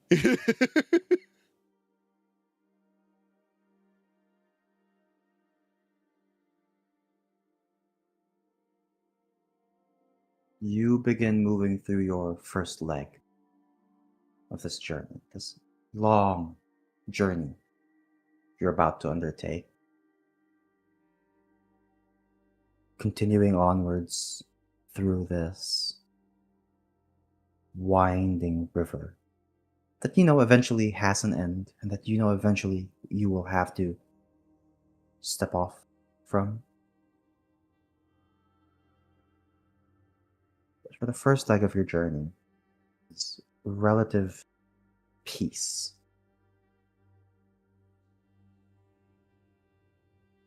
It's quiet. It's dark. There are no lights here. None of you need them anyways. Plus, you know that light in the underdark only leads to more danger.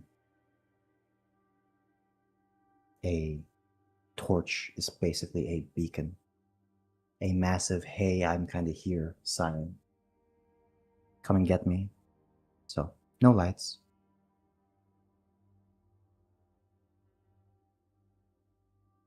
The river is wide enough that you can see both ends of the walls. You can barely see what's in front of you. Those of you with much longer vision can't see much further than that. But navigating through the dark, navigating through the unknown is one of the challenges that, as a ferryman, you have to be used to, you have to understand. And luckily for you guys, Triple Trip is a expert navigator. The other ferrymen who are following Triple Trip often look towards him for guidance and direction. On occasion, the waters begin to pick up speed, but he's able to direct the rest of the Kutoa ferrymen and guide your group without crashing onto the walls, without the boats impacting each other.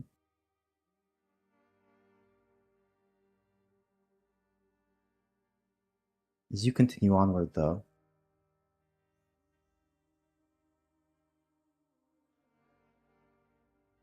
and it gets later into the night,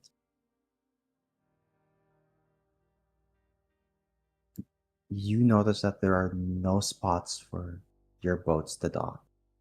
There's no land here. There's just walls on each end and an endless path forward.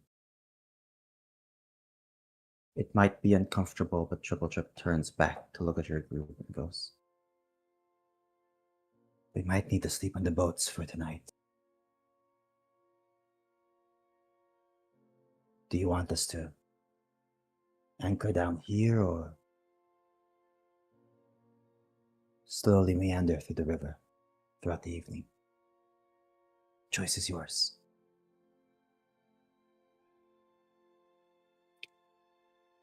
I think anchoring here would be best.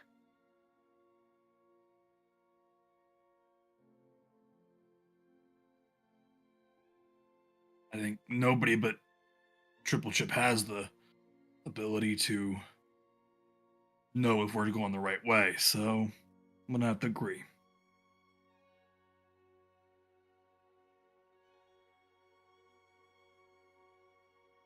All right.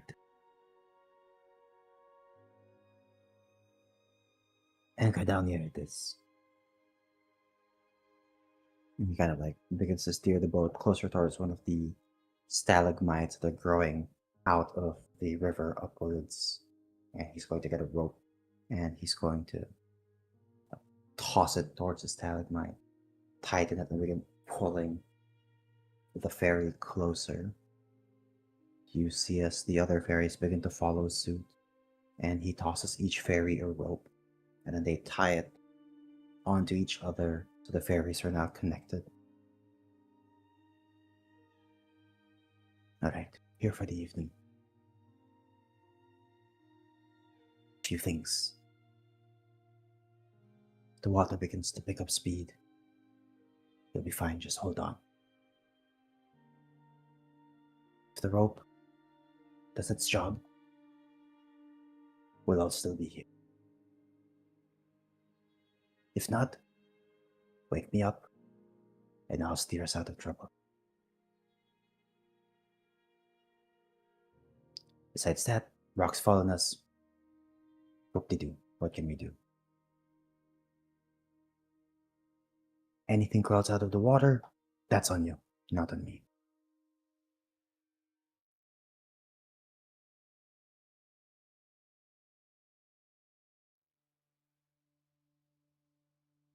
Alright. I'm going to bed down here. Unless you want me to take watch as well, I can do that. No, there's plenty of us. We can take watch. Yeah.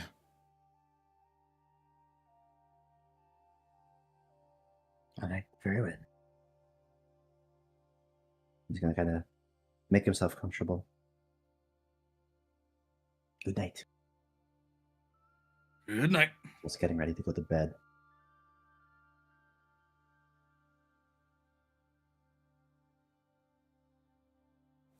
So who's taking first watch? I'll take. All right. Alright. Is it 3 watches? You can divide it up to how many you want. Could be 3, yeah. Okay. Somebody roll me a d20 for tonight. Ooh. Got it.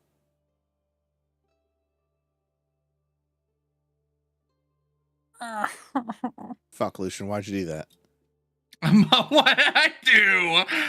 That was all you, Tim. I saw it. So why does it say a Mars the Moon Dancer level 4? You might still be tied to your old carrier sheet in a second. Should be better now. Just do a test roll for me. Should to see. Yeah, can we use that one, please? You're all dead. Okay, so you'll bed down for the evening.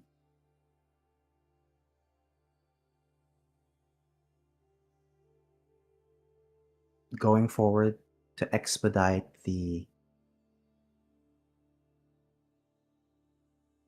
watch process, I am going to need a general perception check. Each night, I'm going to need you to elect somebody to do a perception check for your group. Who's the And best? we're going to rotate this until everybody has done a perception. Oh. Because technically, each of you are doing perceptions every evening. Because you're all taking watch.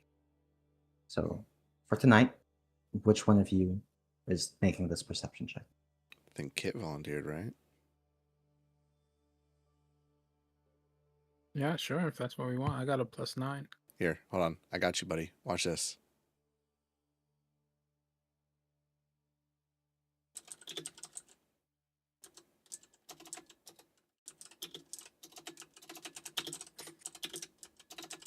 Oh, look at this natural 20 about to happen here. Jesus. The fact that that fucking worked is infuriating. Fucking, I can't believe this. No. You know what? Fucking I'm shot. fine with this. Because this fucker on Saturday.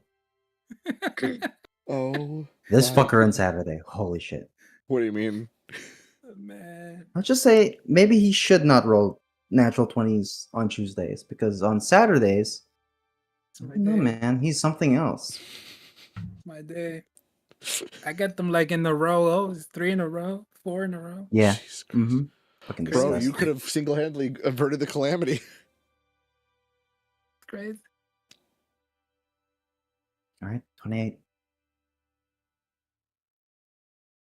All of you keep watch throughout the evening. Some of you can't help but look towards the walls to see if anything is crawling through them. Others up at the ceiling, if there's anything that lurks there that might descend onto your boats. Some of you, while keeping watch, can't help but stare at the dark and murky waters of Dark Lake. You guys might be on this meandering river, this pathway, but this is still part of Dark Lake.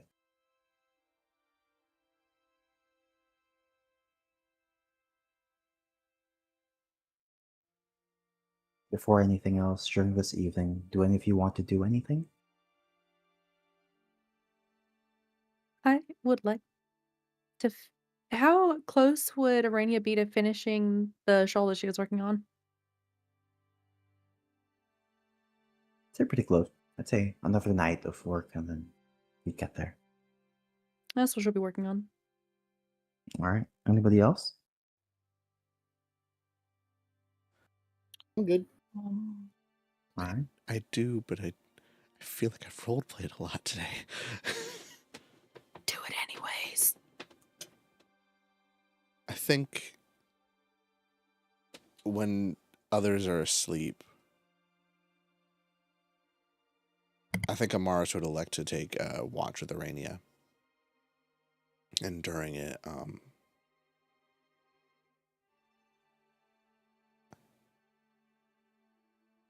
Arania, how are you holding Yes. up?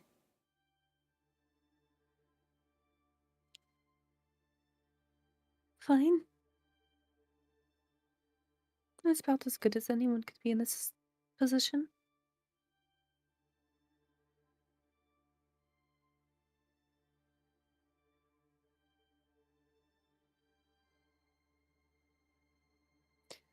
What about you? It's not me that he has to be worried about.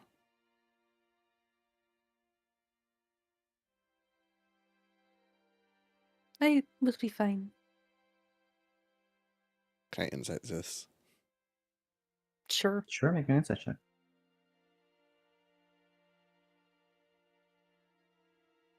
$14.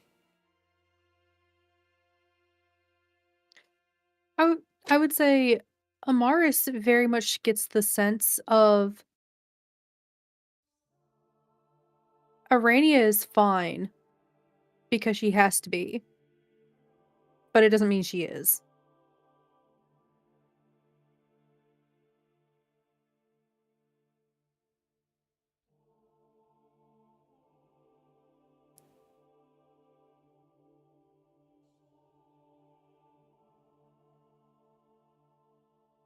I don't know if that makes sense or not. No, it does. It more than does. Amaris will look like she's struggling to find the words.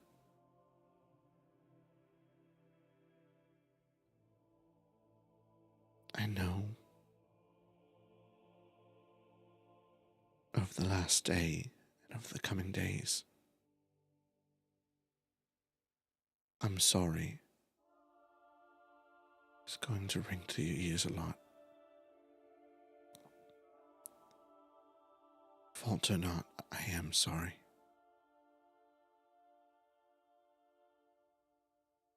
But I know it gives no comfort.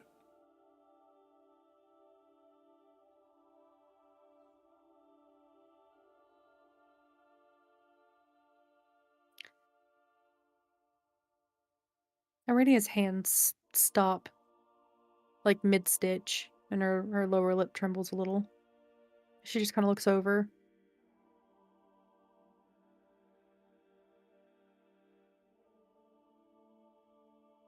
I don't know what to do.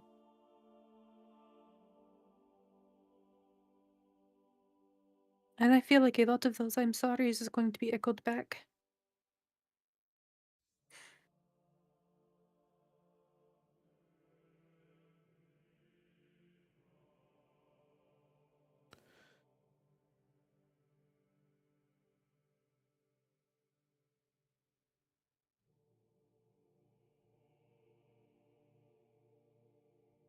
Can I ask, what is the Kuotoa belief beyond this life?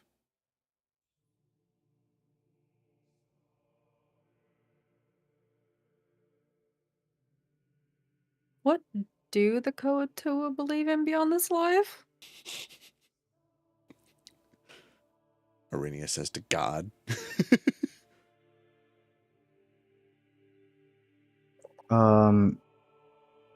What do you mean?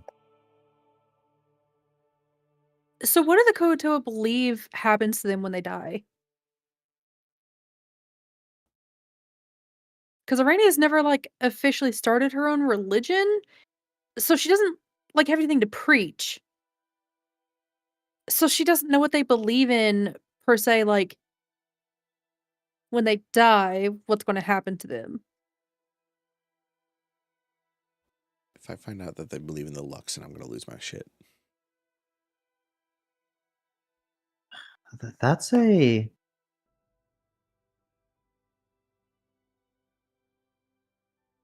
depends, honestly.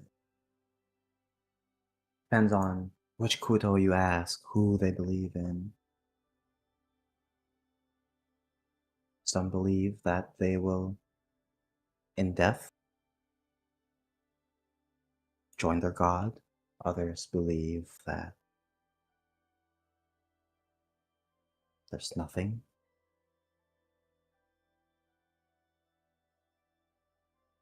Others believe that if they die, they will be born again. Is another Kuotoa to live their life.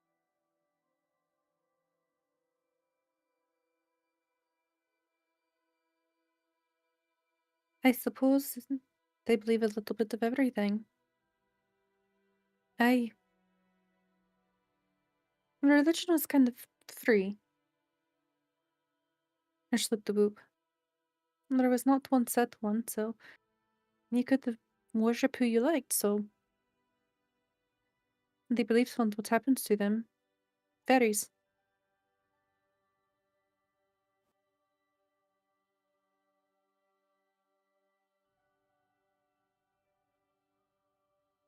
I'm a consecrated drow from Sereth Mon who worships the Moonweaver. I promise I get it. Just all of them in there. I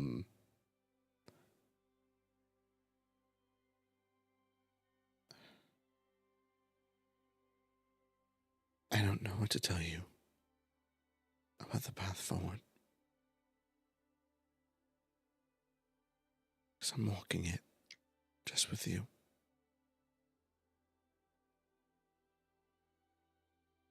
And I don't have it figured out either. I can tell you.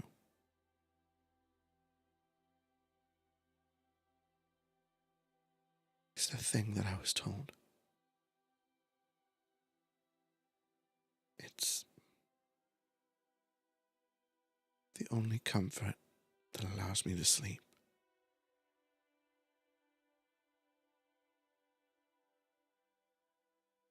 You know your people. I saw you. You knew them by name. You knew their faces, who they were, what they did in life. And you should. You should carry them.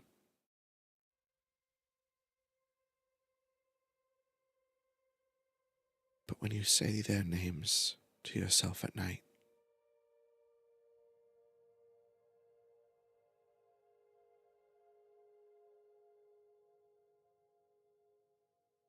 try to imagine they put no blame. They are not suffering. But they are walking next to you.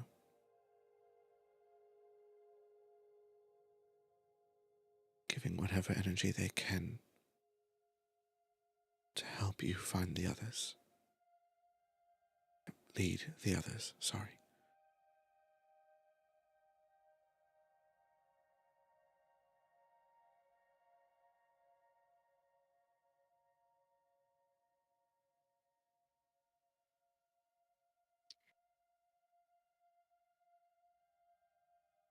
I will keep that in mind.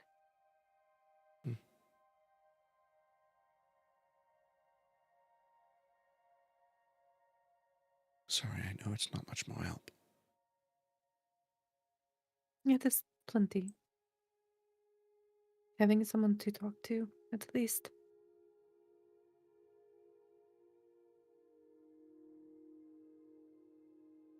Can I ask you for a favor? Of course.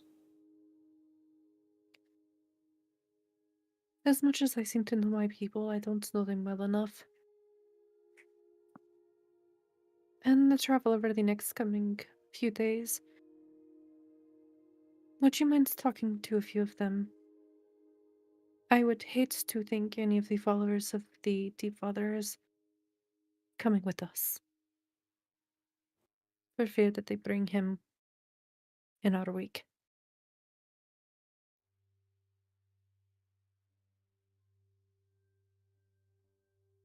She'll nod. I'll keep my eye out.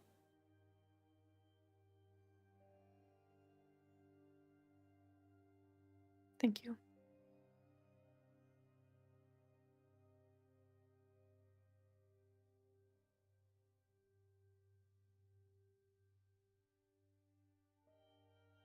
I think before she returns to her watch, she'll just pause one last moment and just say,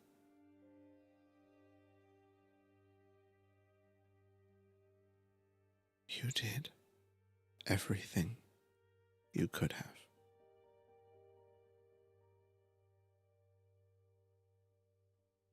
I saw. Please remember."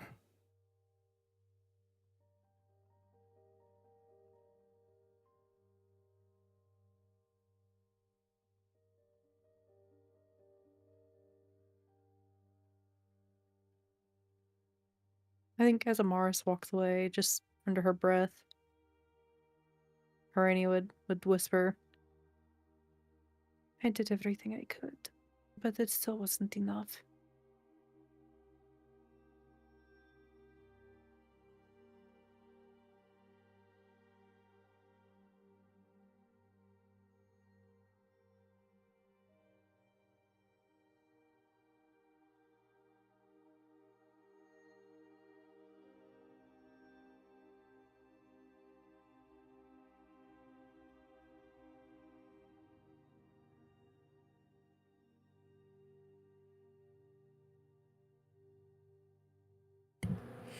Can Lyra actually? Now that I actually want, can I do a scene? Of course. Go for Also it. with Amaris. Oh no! Oh, my worst nightmare! Yeah, go for it. Popular. Wanna be popular. Oh, I get really fucking nervous. Go for it. So they've probably been a little bit like half awake, but staying half, like making sure they seem asleep, just because they don't want to be asked to put on watch. They would kind of like perk up, and then while you're on watch, and alone at some point, kind of just like wander over, and I don't know. In my head, it's like you're near a cliff. I don't know if that's actually accurate as to what the. I think at the moment Are we we're actually still in in the boats. Okay. Okay. Well, okay. I'm not gonna put my legs in the water. I mean, do you want to just say like bad idea. this is just on one of the long rests, like where we might actually be near a cliff? No, it'd be after this. Okay. Timeline. So, And they just sit down and they start with that. Oh, hi. I've been writing our story. Oh? And what's your deal? I don't follow. You so self-sacrificing.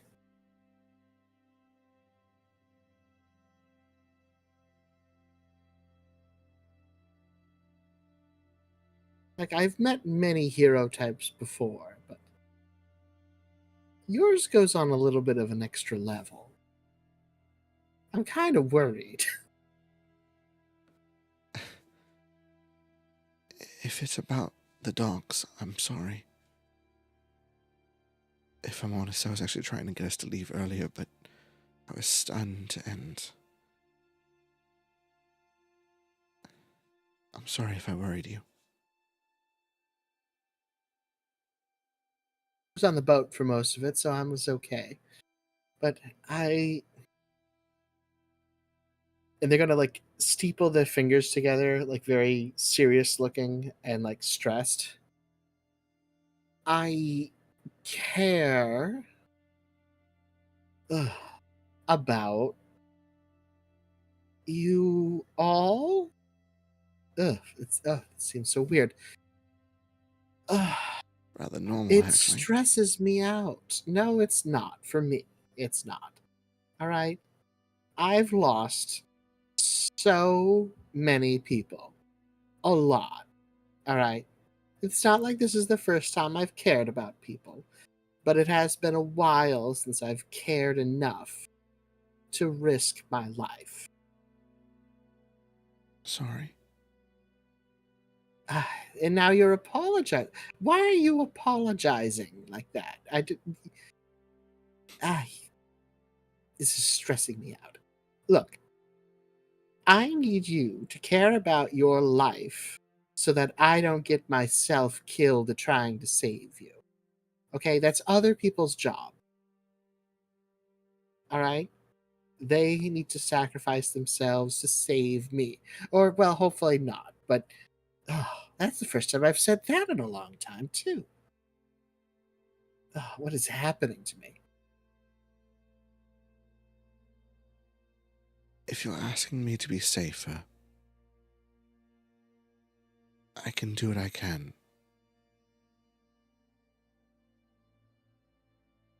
If you're asking me to not put myself in harm's way,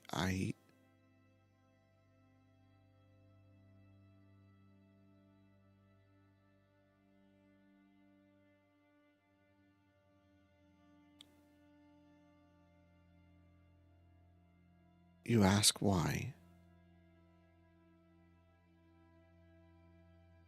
Shall we just say...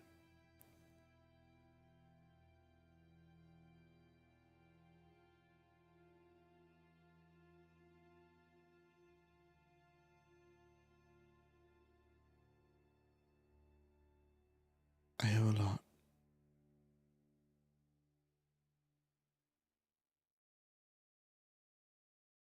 I would love to just say it's just my nature, and part of it is, I don't know if it's mine or hers. The line is thin. It's blurred, She kind of like looks down, getting lost in her own thoughts for a second before shaking her head. But it's there.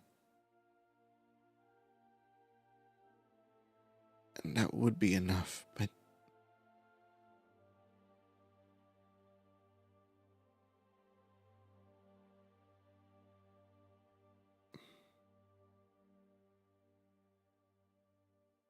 I could give my life and it wouldn't be enough. There you go again. You're devaluing yourself. Value yourself more. Most people, look. I'm not gonna pretend to understand everything that you are and what's going on. But from what I understand, most people only have one life. I think you need to cherish it a little bit more.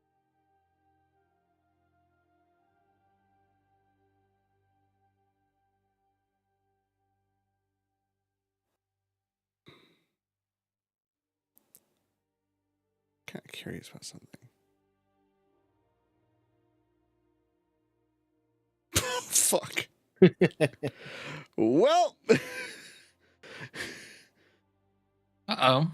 I think she like tries to put on a face of, you're right. I should. I'm sorry. But like it's so clear that she's like pretty much just deflecting at this stage. I'm going to work on you. And that's another thing I don't say often. God, I think this place is driving me mad. All right. Look, like I said, I've seen a lot of heroes die. And you know how they do it? How? They overextend themselves, going deeper, going a little bit farther, saving the one person that they should leave behind. Did they save the person? Sometimes. Sometimes, most of the time, it's me. But they could have saved so many other people if they just didn't overextend themselves. And I don't want that to happen.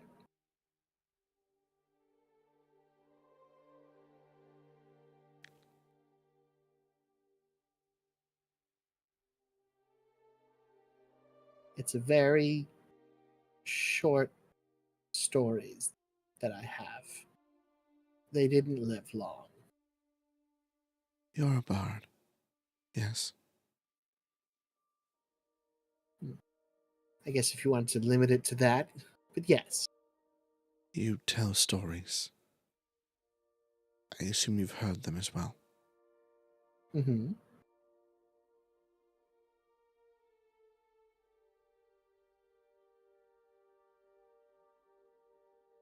But you're not used to the Underdark.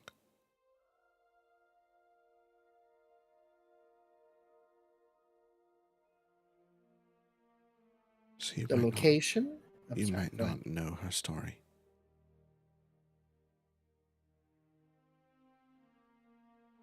Or make it to Gragglestock. Or any of the cities. Can I ask you to do me a favor? Mm-hmm. Find the story of the Dark Maiden.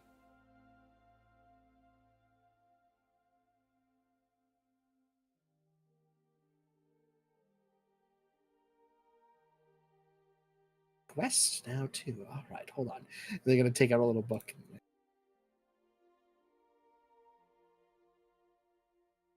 What was Unless it Lara called already again? knows it, but I don't think... I don't know about that.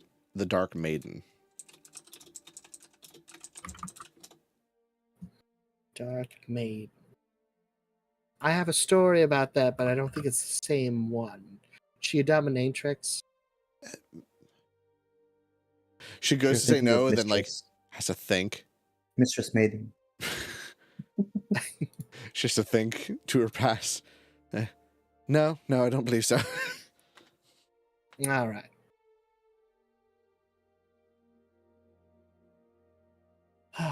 All right. And now I'm going to give you a quest. Of course. Live as long as you can. So far, no one I've given it to has succeeded. Maybe you'll be the first. Give that to Basil. He's already gotten pretty far the way there. I'll do my best.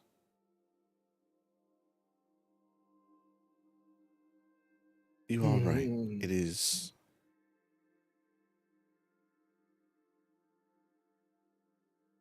It would haunt me if I didn't know whether my sacrifice helped you make it out.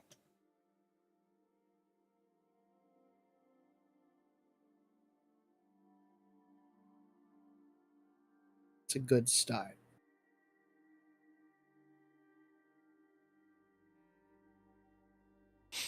Yeah, yeah. Mars isn't mentioning that part, but she did also think about that.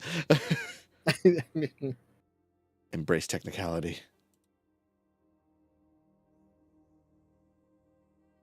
Liar's going to be like, all right, there was enough mushy stuff, and now I have to go have another mushy talk with a spider.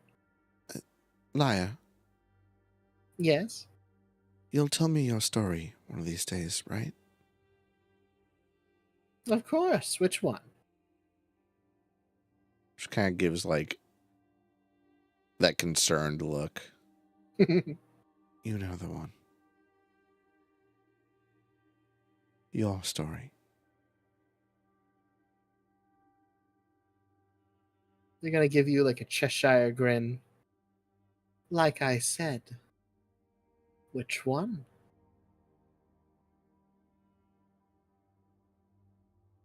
Good night, Liar. No.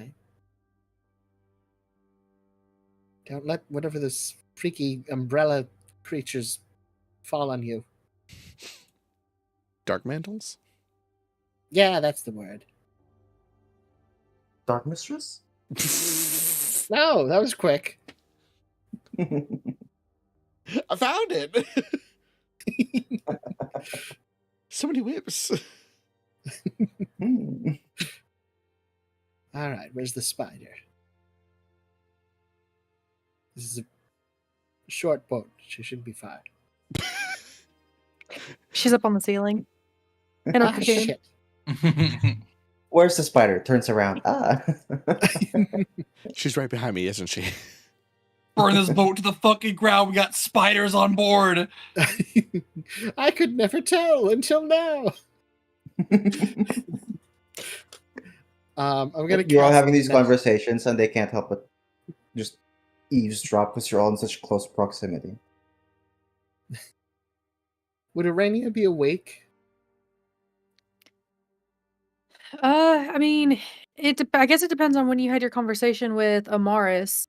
If Amaris, like, if it was the end of her shift, probably not. If it was at the beginning, probably. Could we time it so that I had my conversation with Amaris, and then you met Amaris, and then now I'm catching you after you leave? Sure. Irania will just stick her head out of her cocoon, see Liar, reach down and grab them and pull them up. Huh? Ah, I was looking for you. Yes, I heard you talking with Amaris. Hmm. You'll have to excuse me. Is Kit with her? Is who? Kit? Because she usually shares her, like, little cocoon thing with Kit and the kids. We're on boats. Yeah, I know, but there is a ceiling to this. That's up to Kit. Sure. If you don't mind. Unless you'd rather take and go for a walk. A short one, not far. Hmm. I do like the view, but A short walk where? You're gonna have to carry Liar across the walls for this walk. Or you could yes, just put please. Liar on her stomach or something, you know? Yeah. You could walk. You can walk on water, right? Yeah. You can spider climb as well. I guess it. You can walk anywhere you want here, actually. Ground or Yeah. not doesn't matter.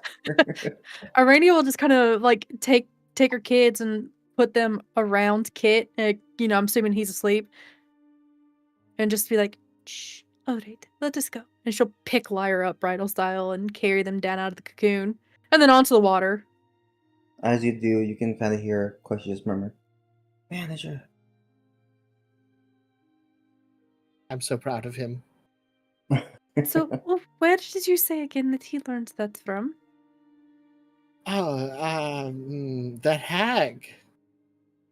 Short time, but the influence she had. I'm Irish now. Alrighty, will like while still holding them bridal style, will like peer down into their face. Do you want to try that again? Maybe. Look, I don't think I can make an insight check with a 23. No, it's funnier to. I actually didn't mean to click gonna be on it. lucky. My finger. Damn it. That looks close. I injured my finger, so I'm using my middle finger. It's fine. How'd you injure your finger? So I didn't actually. I cracked it, and I'm a habitual cracker, and I Ooh. overextended it. Oh, It's not. no. Nothing's wrong. It's just Little sore. sprained. Yeah. Yeah. Now I have a cone of shame on it to make sure I don't crack it. That's the type of person Jeffrey is. Well, either way, it is adorable. Although he Good. might turn out to be a menace later. The That best is a people problem for are. future. That is a problem for future us. Oh. Okay. That surprised me. I thought of future for a second. Does thinking of a future surprise you? I mean, I you are don't very usually- adapted to surviving. Thank you. I usually live in the now. The future changes all the time, so if I start worrying about it. Anywho, I'm actually here to comfort you, not you comfort me. So get ready for some comforting. Yes. So, you've lost a significant portion of your tribe. It's a great way to open. Why are you Me doing this like too. Captain America? First time? No. I actually missed that. Was that a no or yes? That was a no. This is not the first time she's lost a good portion of her tribe. Oh, shit. A lot of my words and things I had prepared was okay. Do you need a minute? Me too. No, it's fine. I've lost a lot of people too. I'm sorry for your losses. I've come to terms with it in my own way, but I understand that you have connections and feelings still. Yes, I think it is only fair that most everyone who has got people that they care about do have connections and feelings to and for them. Do you not have feelings for the people you've lost?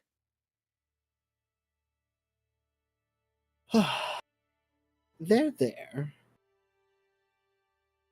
It's just been a while. But, well, I'm trying to comfort you. I just wanted to let you know you're not alone. Losing many people. It's a club of survivors. Welcome. I'm the leader. Are you now? Yes. She I've actually raises been a an leader of eyebrow a at few you. cults, but I do not think that this is a club that I would like to be a part of, but this is one I do not believe that you invite yourself to. It's more of you're kidnapped into it. exactly. See, you're already a part.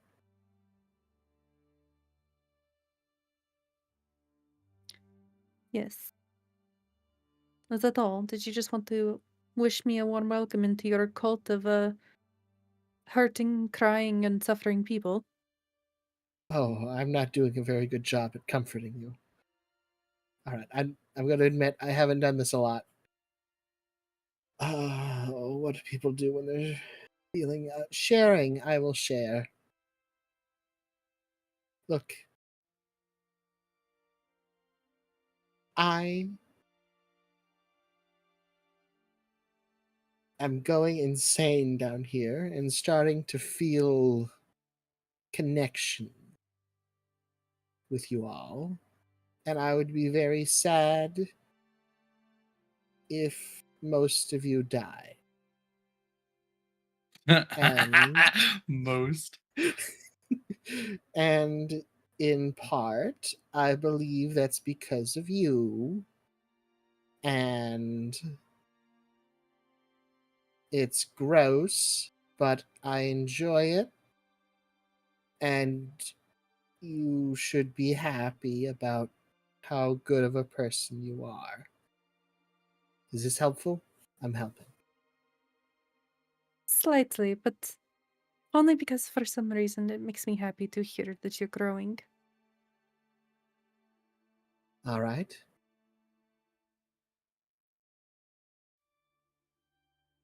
You know It what? It's hurts. Oh, go ahead. okay to develop those feelings. They are a natural part of life.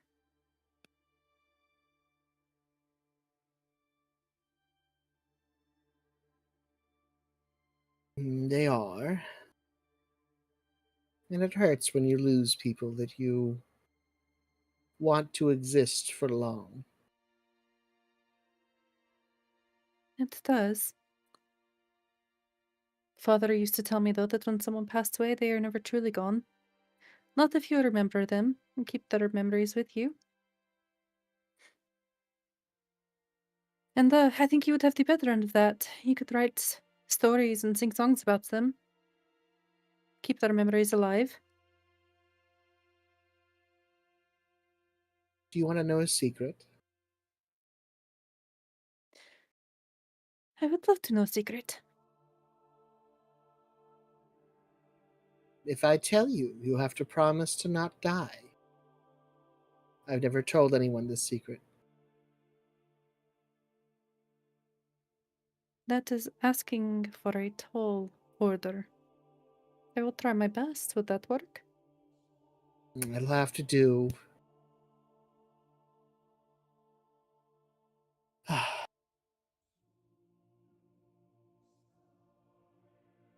Part of the reason why I am the way I am,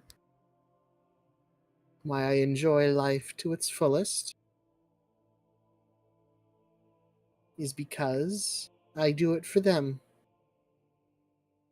The ones that I've lost and can no longer celebrate. I survive so that all those who have forgotten can still be remembered and celebrated in my song and dance. That is sweet. I'm sure that they would be very happy and very, very proud of you.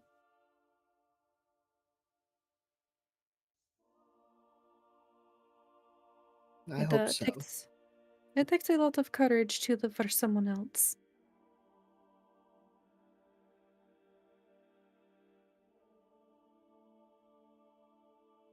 Can't tell anyone because then they'll think I'm soft. Never. You're the Good. strongest, most non-emotional person that I know. Good, yes. Excellent. And they're gonna wipe away some tears with their thumbs.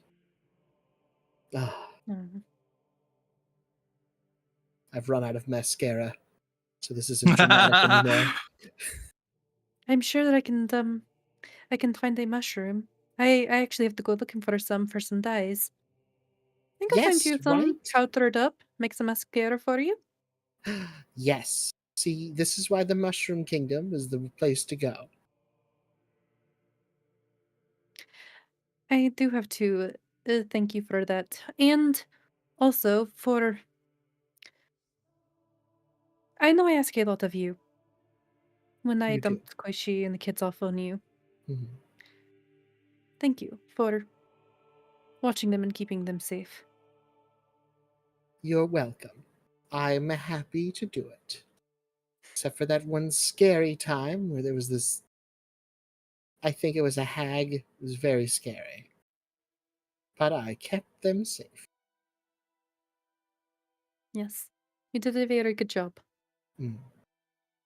I would hate to think what would have happened had I come back and Koishi or Stool have been hurt in any way.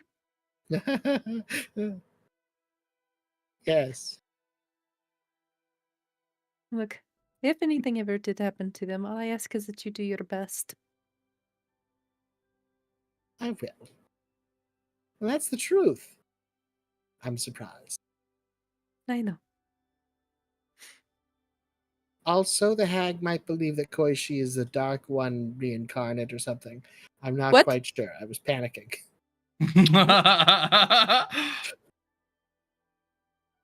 You told the egg that Koishi... Oh, let us hope for your sake that she stayed in the Dark Lake. Right? I mean, like, I think she said, if I remember what I said, oh, it was a while ago. This I was think I literally said, yesterday. I know, forever. Anywho, that he was the chosen of the Dark Lord. So hopefully they're gonna wait for him to grow up, and so we have to kind of prepare him to step into that role. No, we are not preparing him to step into that role. We are keeping Koishi far away from them. Okay? Well, yes, but I mean, just in case, if he No, becomes a liar. Dark Lord, There is no just in case. We are not preparing him to become a Dark Lord. listen, they tend to live a long time and becoming old. I just say a lot of stories, the Dark Lord is this like immortal creature. So I mean, if you Liar. want to ensure, oh yeah, I want my son to be good, oh, not the center of a cult. they have so much fun. You know, he could be, I don't know, like the high one of, I don't know, the glittery liar, but we are not going Oh. to tune him up to be the dark one. That's no, it's not happening. Teach him All something else. right. I'll go and stop the cult that's forming. I have to go talk to some fish. Blababool. What? Cut it. 69. Nope. What's the word for that was Jeffrey. Rutabaga. When you cut an order, What? like there's no like we did when you don't have any more food to 86. serve. Yes. 86. 86 the cult. No, don't stop Bubba them. Boo's dead. Oh boy. Oh shit. I can still have hear some his damage voice. I have some damage control to do, but all right. Well, I guess it's a good thing we had this discussion. Yay! Yes. Yay. Well, I will take you back now. When you are done fixing your errors, there is still a place for you upstairs. In the cocoon, is what I mean. Oh, okay. That's what I figured, but then the way you said it, it was like a upstairs. Okay. Yes. I would offer to Basil, but I don't think he could climb up there. And Damaris, I fear she's still afraid of spiders and spider webs. Is she afraid of spiders? I would say so. She acted kind of terrified of them the few times that we've seen them. Oh, I didn't notice. It was part of the reason why she I don't want to say didn't want anything to do with me when we first met, but she definitely kept her distance. Oh. I thought that was because you were just fierce. I don't think I'm fierce. No, oh, sweetie, that's a capital F fierce, like rawr. I don't understand. Fierce like girl boss, like Do you mean step like on people. what is that word you called me before? Bitchy? Are you saying that you thought I was a bitch? No, I would say she thought you were the bitch. I don't see how that is any better. Oh boy. I guess you did live in a fish village for most of your life. Or I don't actually know if it was most of your life. Something like that. I'm going to have to teach you about culture. I mean, I can tell you about fish culture. I imagine it involves a Any lot of difference? flopping and egg laying. Water and egg laying is a big part of it. I'm good at this. Egg laying is actually how Koichi came about, but that's a story for another time. Okay.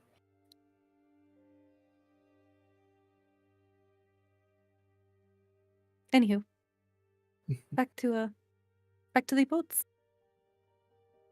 It sounds like a plan. All right. Where are those fish? They all look alike to me. Damn, immediate racism. Oh, that's right. I painted the cult symbol on their heads. All right. Wait, you painted the cult symbols on their head. How did I miss them? I was looking for. Never mind. Can you just point them out Different to me in tomorrow morning? It's all. I'll take care of it. They won't worship Koichi as the next Dark Lord. Good.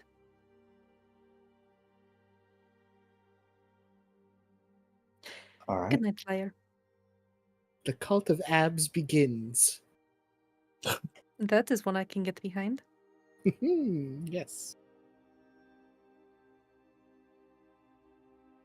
Arania will drop Liar off and then go back up into her little cocoon. I just watch the kids and Kit for a bit before going to sleep herself.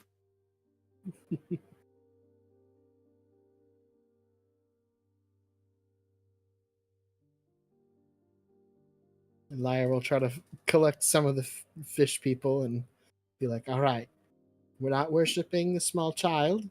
We're worshiping abs. I don't speak your Abs? language, so this is going to be tough. Worship abs. You've got it. Every time I become a cult leader, I become better at it. This time, I will not poison all of you. Jesus! This time? Look, it was an accident. I actually didn't. Who am I even talking to? You're not at police. All right. So, you all get some rest. Wake up the next morning. Ready for the next leg of the journey. I need 3 people to roll me d20s. I got one. I'll get the second one. Woo! 15. It's 10. I think Liar should do the last one. I don't think they've rolled yet. Come on, beer downfall. Let's go. No. Oh shit. Oh, so it's if You anybody caused talks, this. apparently. Cool, because I muted myself. Not just me, motherfuckers!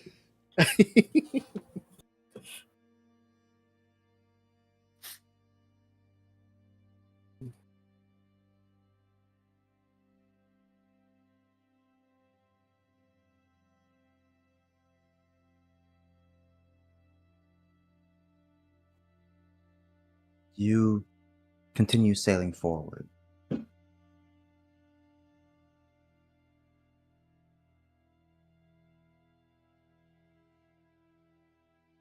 As you do, on your second day of the journey here, a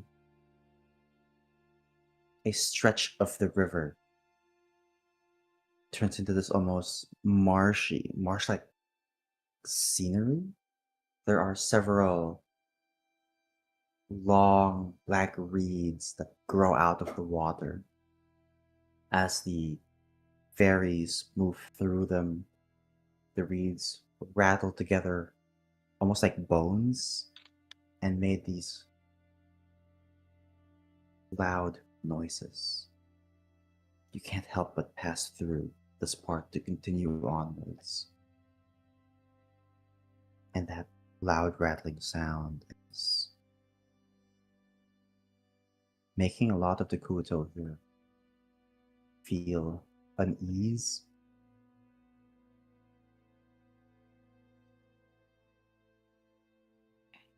Luckily, this sound did not attract any danger.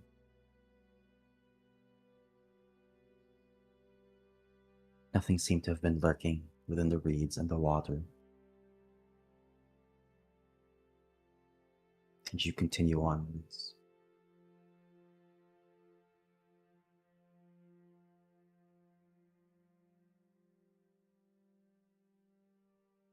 On your second day,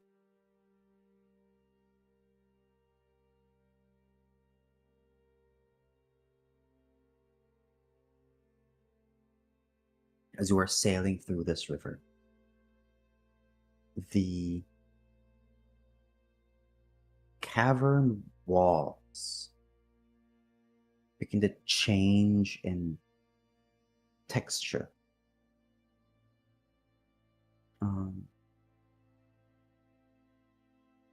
It's still got that, it's like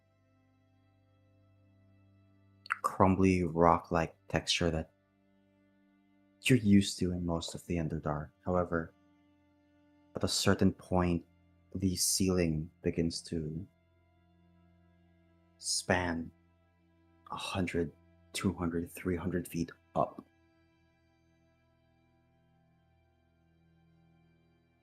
And the wall almost has this massive spiral pattern to it. And at the first glance, it kind of looks like you're in a cave. The river has opened up into this massive cave. But those of you that would like, go ahead and make me a perception check.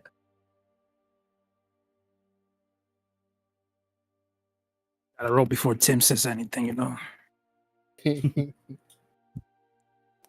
Listen here, motherfucker. Got a 24. I don't know what you're talking about. It worked. Yeah, and then you talk. Look at that. You see? Yeah, it's all your fault. It's your fault. Saris and Arania, as we're Make me looking at this talk. cavern and that immense spiral on the sides,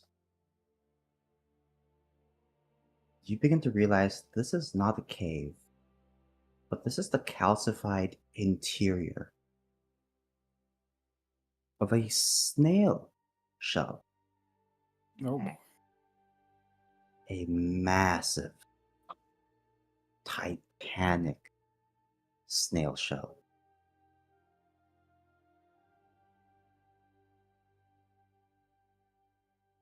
There are fungus, different types of fungi that grow on the sides of this shell as well.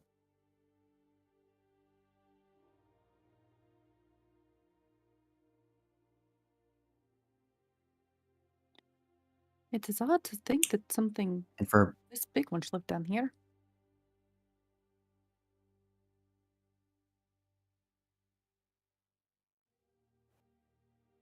And Katsaris, with your check, you would spot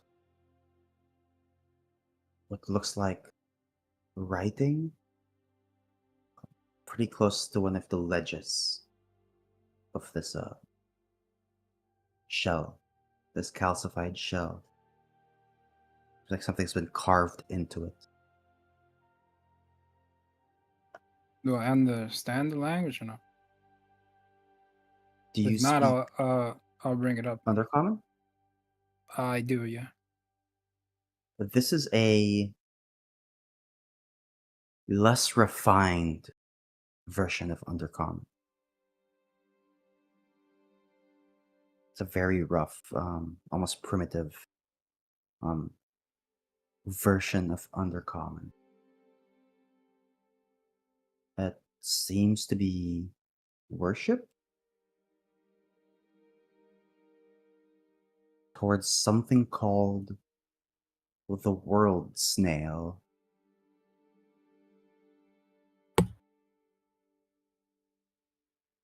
You're not quite sure what that means.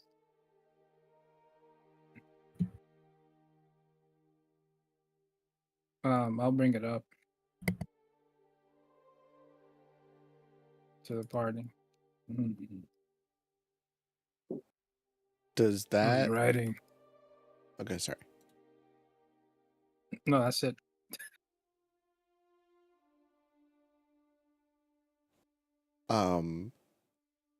Does that ring a bell for any of us? You can make me a history check if you like. History. Can all of us make a history? Sure. Sec me. I better remember I don't my know name. shit. Oh. Better remember who I am. What the fuck am I gonna?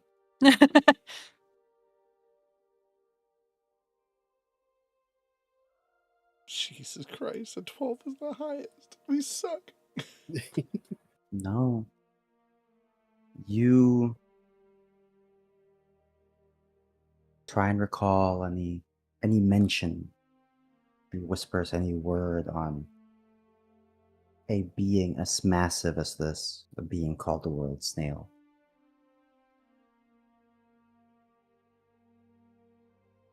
There's no recollection.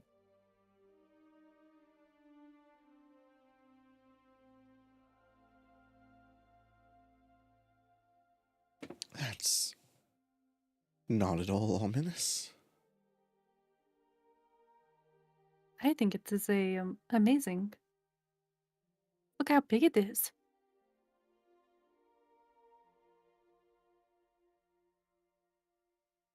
This is what happens when the snail finally reaches the guy with $1 million. Oh.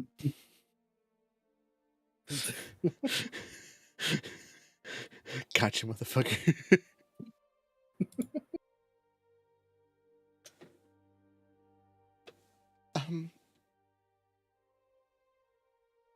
Normally I would say it's just a snail, but anything on this size is perhaps something,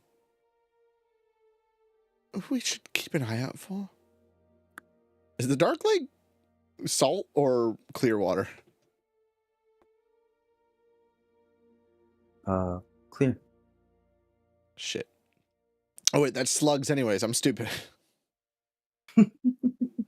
Well, I'm sure that something of this size, I'm sure it is dead. And if there was children, I'm sure we would have come across them. Do you think with that Cincy thingy that you do you pick up anything divine from it? Ooh. Was it a god or a titan of some kind? No, fuck it. Yeah. You also know that there are also snails, so the idea of them catching us is pretty low. I think anything that large could possibly be rather surprising. I think we at least see it first. I'm gonna do a wombo combo here.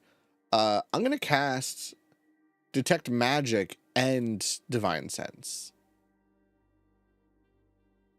See what I pick up from either one.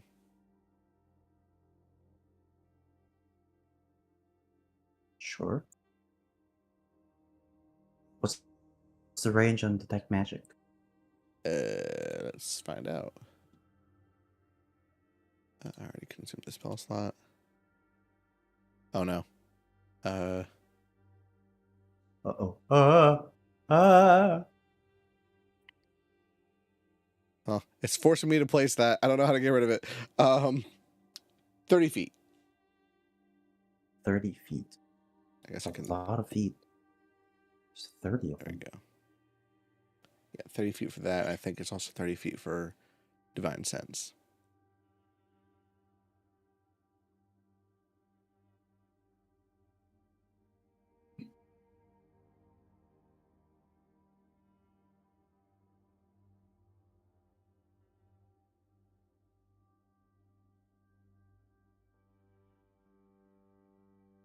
As you go ahead and cast Divine Sense and detect magic,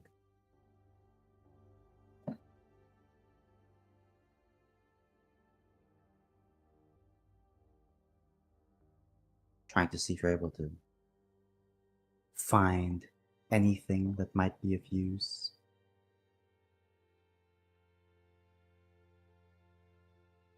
Let's do this. Make me an investigation check as well. Ooh. I am amazing at these. Guidance. Oh, thank you. Thank you so much. And Investment then I will hit gift. you with Silvery Barb. Oh, son of a bitch. See, he did. Yeah, I don't think you need to. Wait. It's a 9. Mm.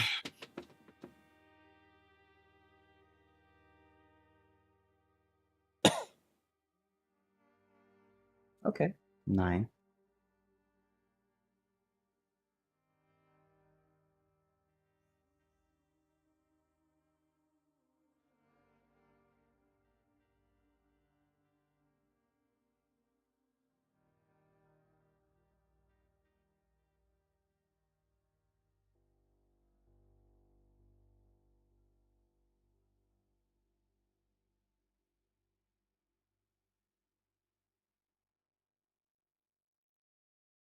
All right.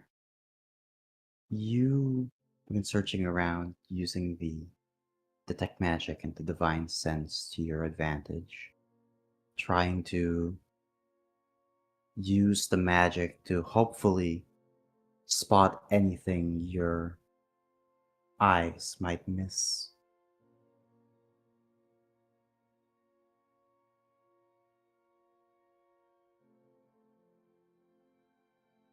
You do find something. Ooh. About 30 feet underwater, near where that writing was, is the slightest ping of magic.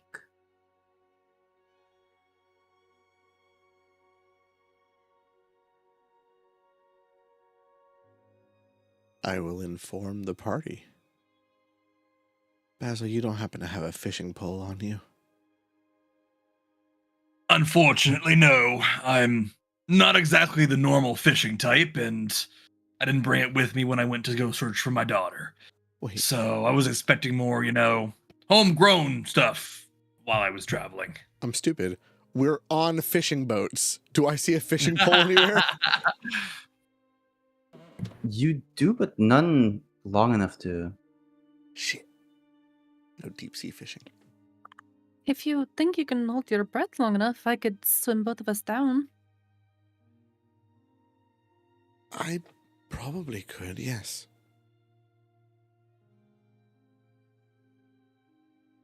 All right. Heavy armor. No armor. Could swim too. That might be the better option. Although, I think we would need you though in order to see it.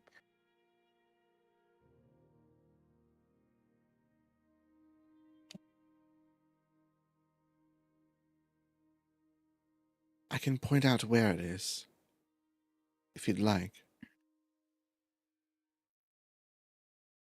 No, if you don't want to come in, then yeah, point it out, and me and Kit can go look for it.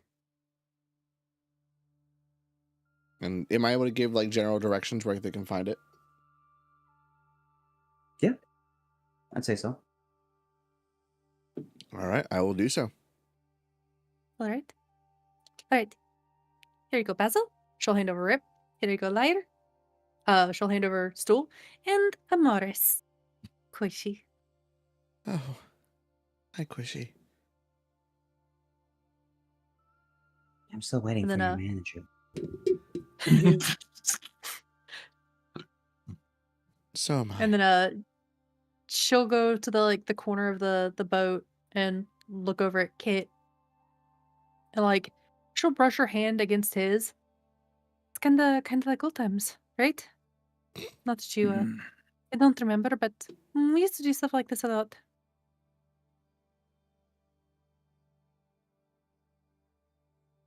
okay. Right. Alright.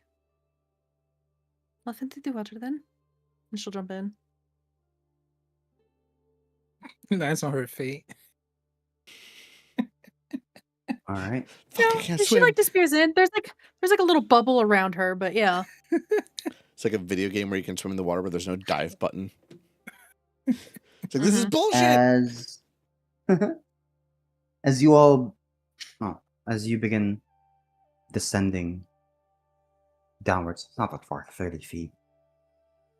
But as your eyes begin to adjust to the darkness in the water, you begin to see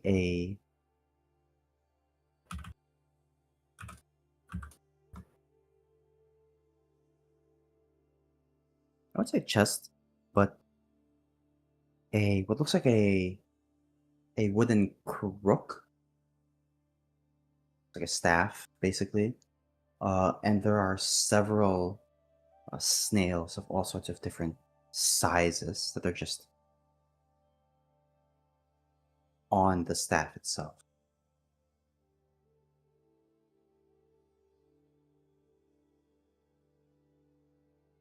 Rainy will Oh. point to it. Kind of gesture. There you go. Go get it. I swim towards it. Grab the side that has no snails.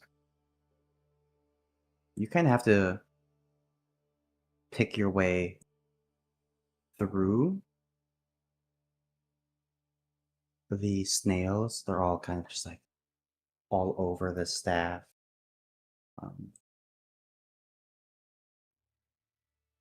Can I collect these snails? Sure, if you'd like to. Yes. Where are you putting them? She'll make like a little bag or pouch out of the front of her dress and just start dropping them in there. Okay.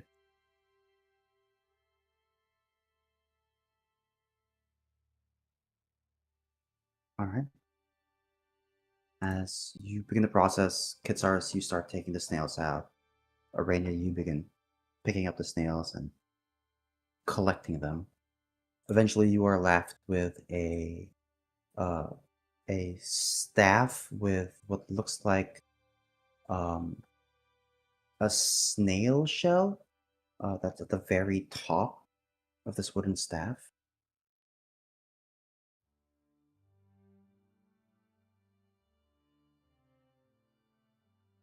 Interestingly enough, as you pick it up, Saris, the tip of the staff begins to soften and almost turn and move as if it was a snail. And it just begins aimlessly looking around, starts looking at you, Kit, and then towards you, Arania. And it's just looking.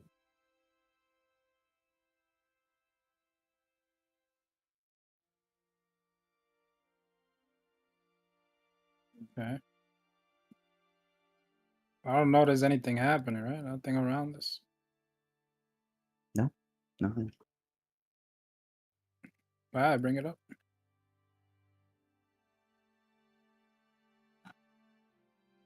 Bring the staff back to the surface. All of you begin to board the ferry, the boat again.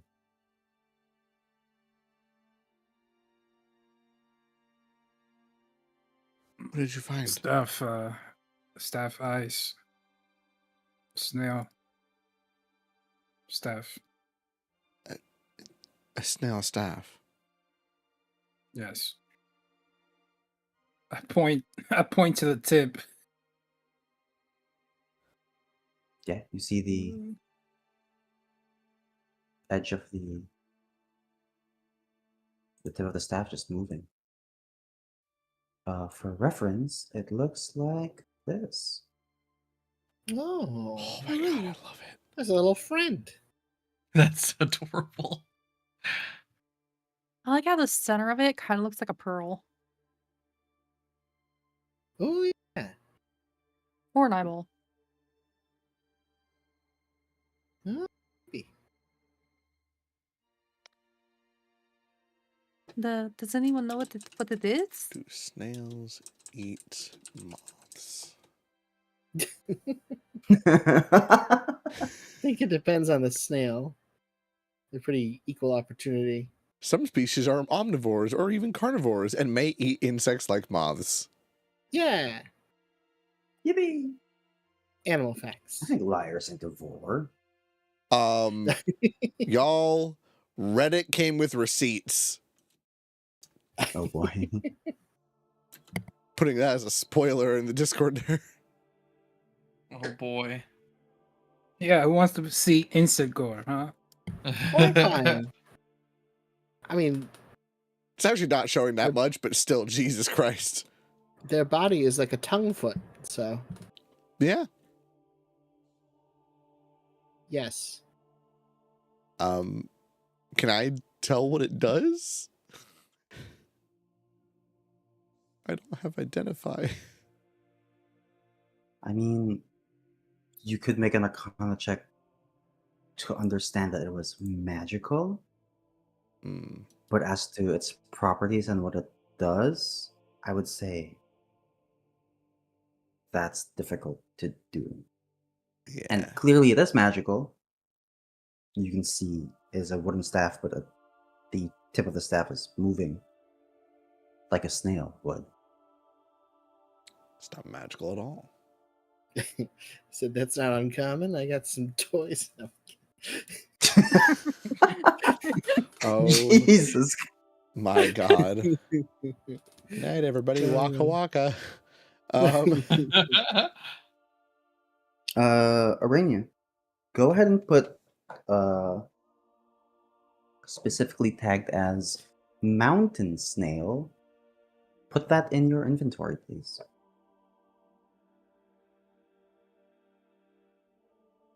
I'll figure out how to do this, I promise. There's a little plus You need me to do it? on the character sheet. When you Plus go to items. where? When you go to items, Okay, yeah, I see at the bottom of it. just put consumable mountain snail, I think it was, right? I got an error message. I got it, Dorn. But I want to learn how to add stuff. Is it? Wait, it's giving you an error? Like, what is it saying? Yeah, so new item. I have to click And on one of then- the categories, right? Or do I just hit new item Yeah. if it's a custom item? Click one of the categories. So I guess this consumable. one would be loot. Oh, it's loot, not consumable. consumable. Either lied or. to me. Doesn't matter. If you want to eat it, you can eat it.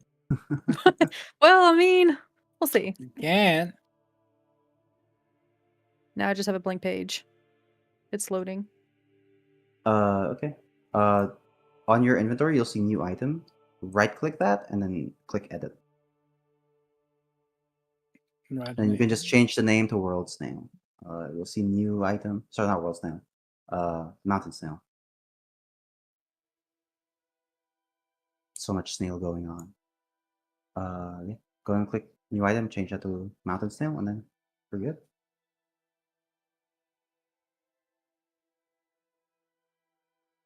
So keep me the stick. Yeah, it's not gonna let me because currently the item, like, page where I would, update it is Mhm. just loading. It Okay, it's not I doing got it anything. then. So Oh, do you have it popped off like I'll do it for now. on a different screen? yeah, I do. Yeah, it gets fucky Yeah, when you do thanks for that. doing that. Yeah. Okay, so if I was to, like, close the entire character sheet and open back up so it's in game instead of a pop out, it'll work. Yeah, it will. Okay. Well, we'll keep that in mind for next time. I mean, Anybody keeping How the many staff? how many mountain snails did I get? We'll say roughly about 7 of them. Cool. but they were underwater. Um, I mean, it seems to be It used to be a alive. mountain. Can you understand us? Am I talking to a stick? No response. I'm talking to a I stick. cast speak with animal. Oh shit! I look at it. Talk.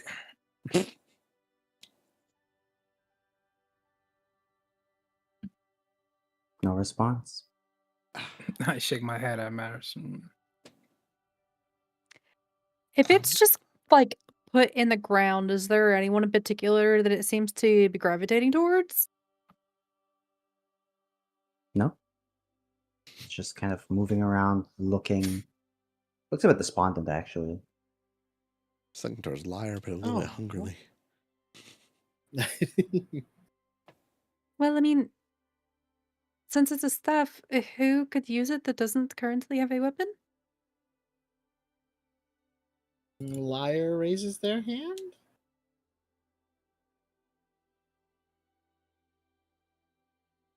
I think that I settles have I that. no give it to her. objections. Yeah.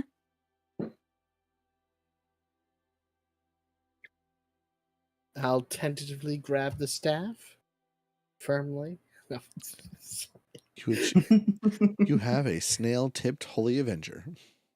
Firmly grasp it. Firmly grasp the grasp staff. it. Alrighty. I'm gonna add this to your inventory now. Oh, It deck of should many just be called snails. unidentified. If he attunes to it, he'll know what it does, right? I mean, if they attune to it. Sure. For now, it's unidentified weapon. Right. How do I Ominous. do things? Do you Inventory. Oh, I see it. Got it. feel different? No more sticky than normal. And it's not Uh, whispering to you or anything? Like, a little bit cautiously looks up at Arania. Oh, the voices? No, those are always there. That's concerning for a different reason.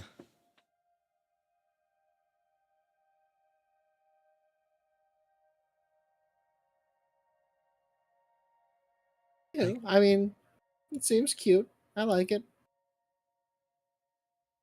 I guess we should press on. well, Yeah. actually, if it is okay, so the snail shell, can we get into it? The world snail Trying one? to Yeah. eat my snail? Oh, okay. No. You are in the world snail. The cave that you thought you were in was actually the interior of this world snail shell. Oh. So how much farther back does it go then? Spans. I mean, what's your dark vision range right now? I believe it's 300. Well, with 300 feet of dark vision, you still can't see the end. Jeez. Oh, fuck. Never mind. I was going to see if you all wouldn't mind if we stopped to take a small break while I explore. See if I can maybe find some mushrooms or moss or something that might be useful, but we can keep going.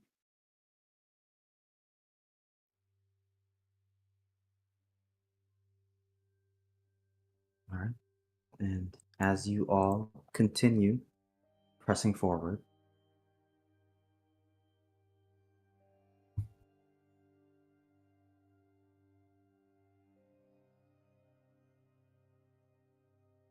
you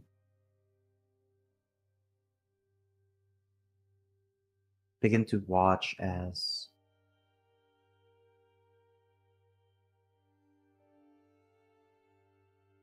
you travel through this shell for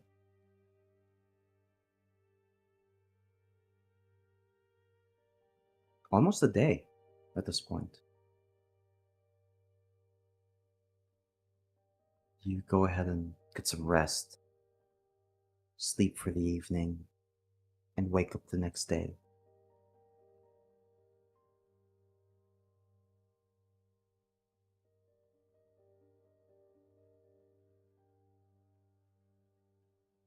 I need somebody to roll me a d20.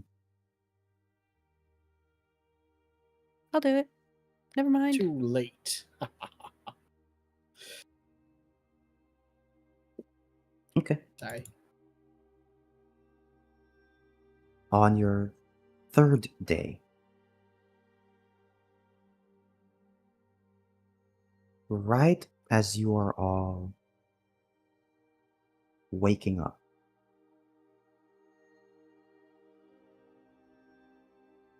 you are all woken up to the sounds of screaming Oh shit. Oh, that's not good. Hold that one. as on each boat you are going to find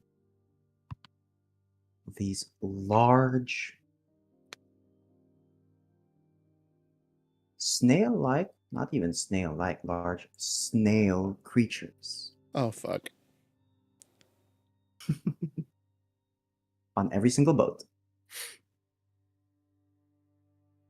Are they friendly? Get the torches out. Today we eat. Tonight we Cooking. feast.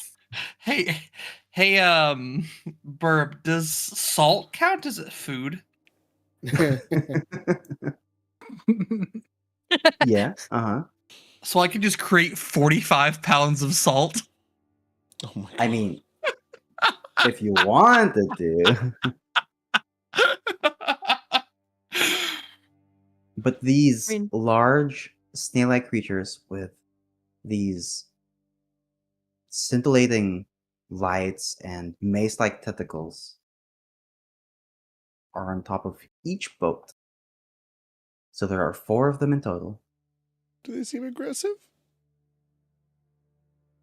Yes, Oh no. they most definitely look aggressive and most definitely look like they are about to hunt for some food. Oh. Snails hunting are terrifying. And with that, that's where we'll end. Ah. They No. take their Which, time. one thing, this would have been the 3rd day. I'd like to ask Liar if you would have liked to attune Oh. Yes. to the staff. Yeah. Go, Liar, Go Pacifier. fuck yourself. View item. I already did. Identified. Hell yeah.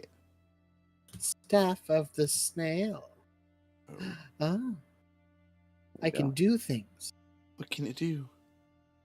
No way. I'm Find gonna out on leave the that. next episode of Yeah. Dragon Ball Z. Damn it. Can cast the slow spell once a day. Oh. Yeah. Ooh. Gosh on Kit.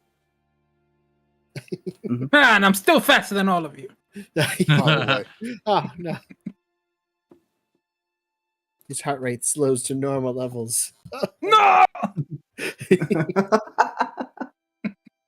Jesus Christ. All right. Good fucking Alright, session, we're y'all. fighting something. Yippee! Yay! Yay! We're gonna fight something. Now I want to do more roleplay. I don't do enough of it, clearly. Wait, there's fighting in D&D? Oh shit! There is. Holy It's shit! time I for the didn't know that. true Basil zone.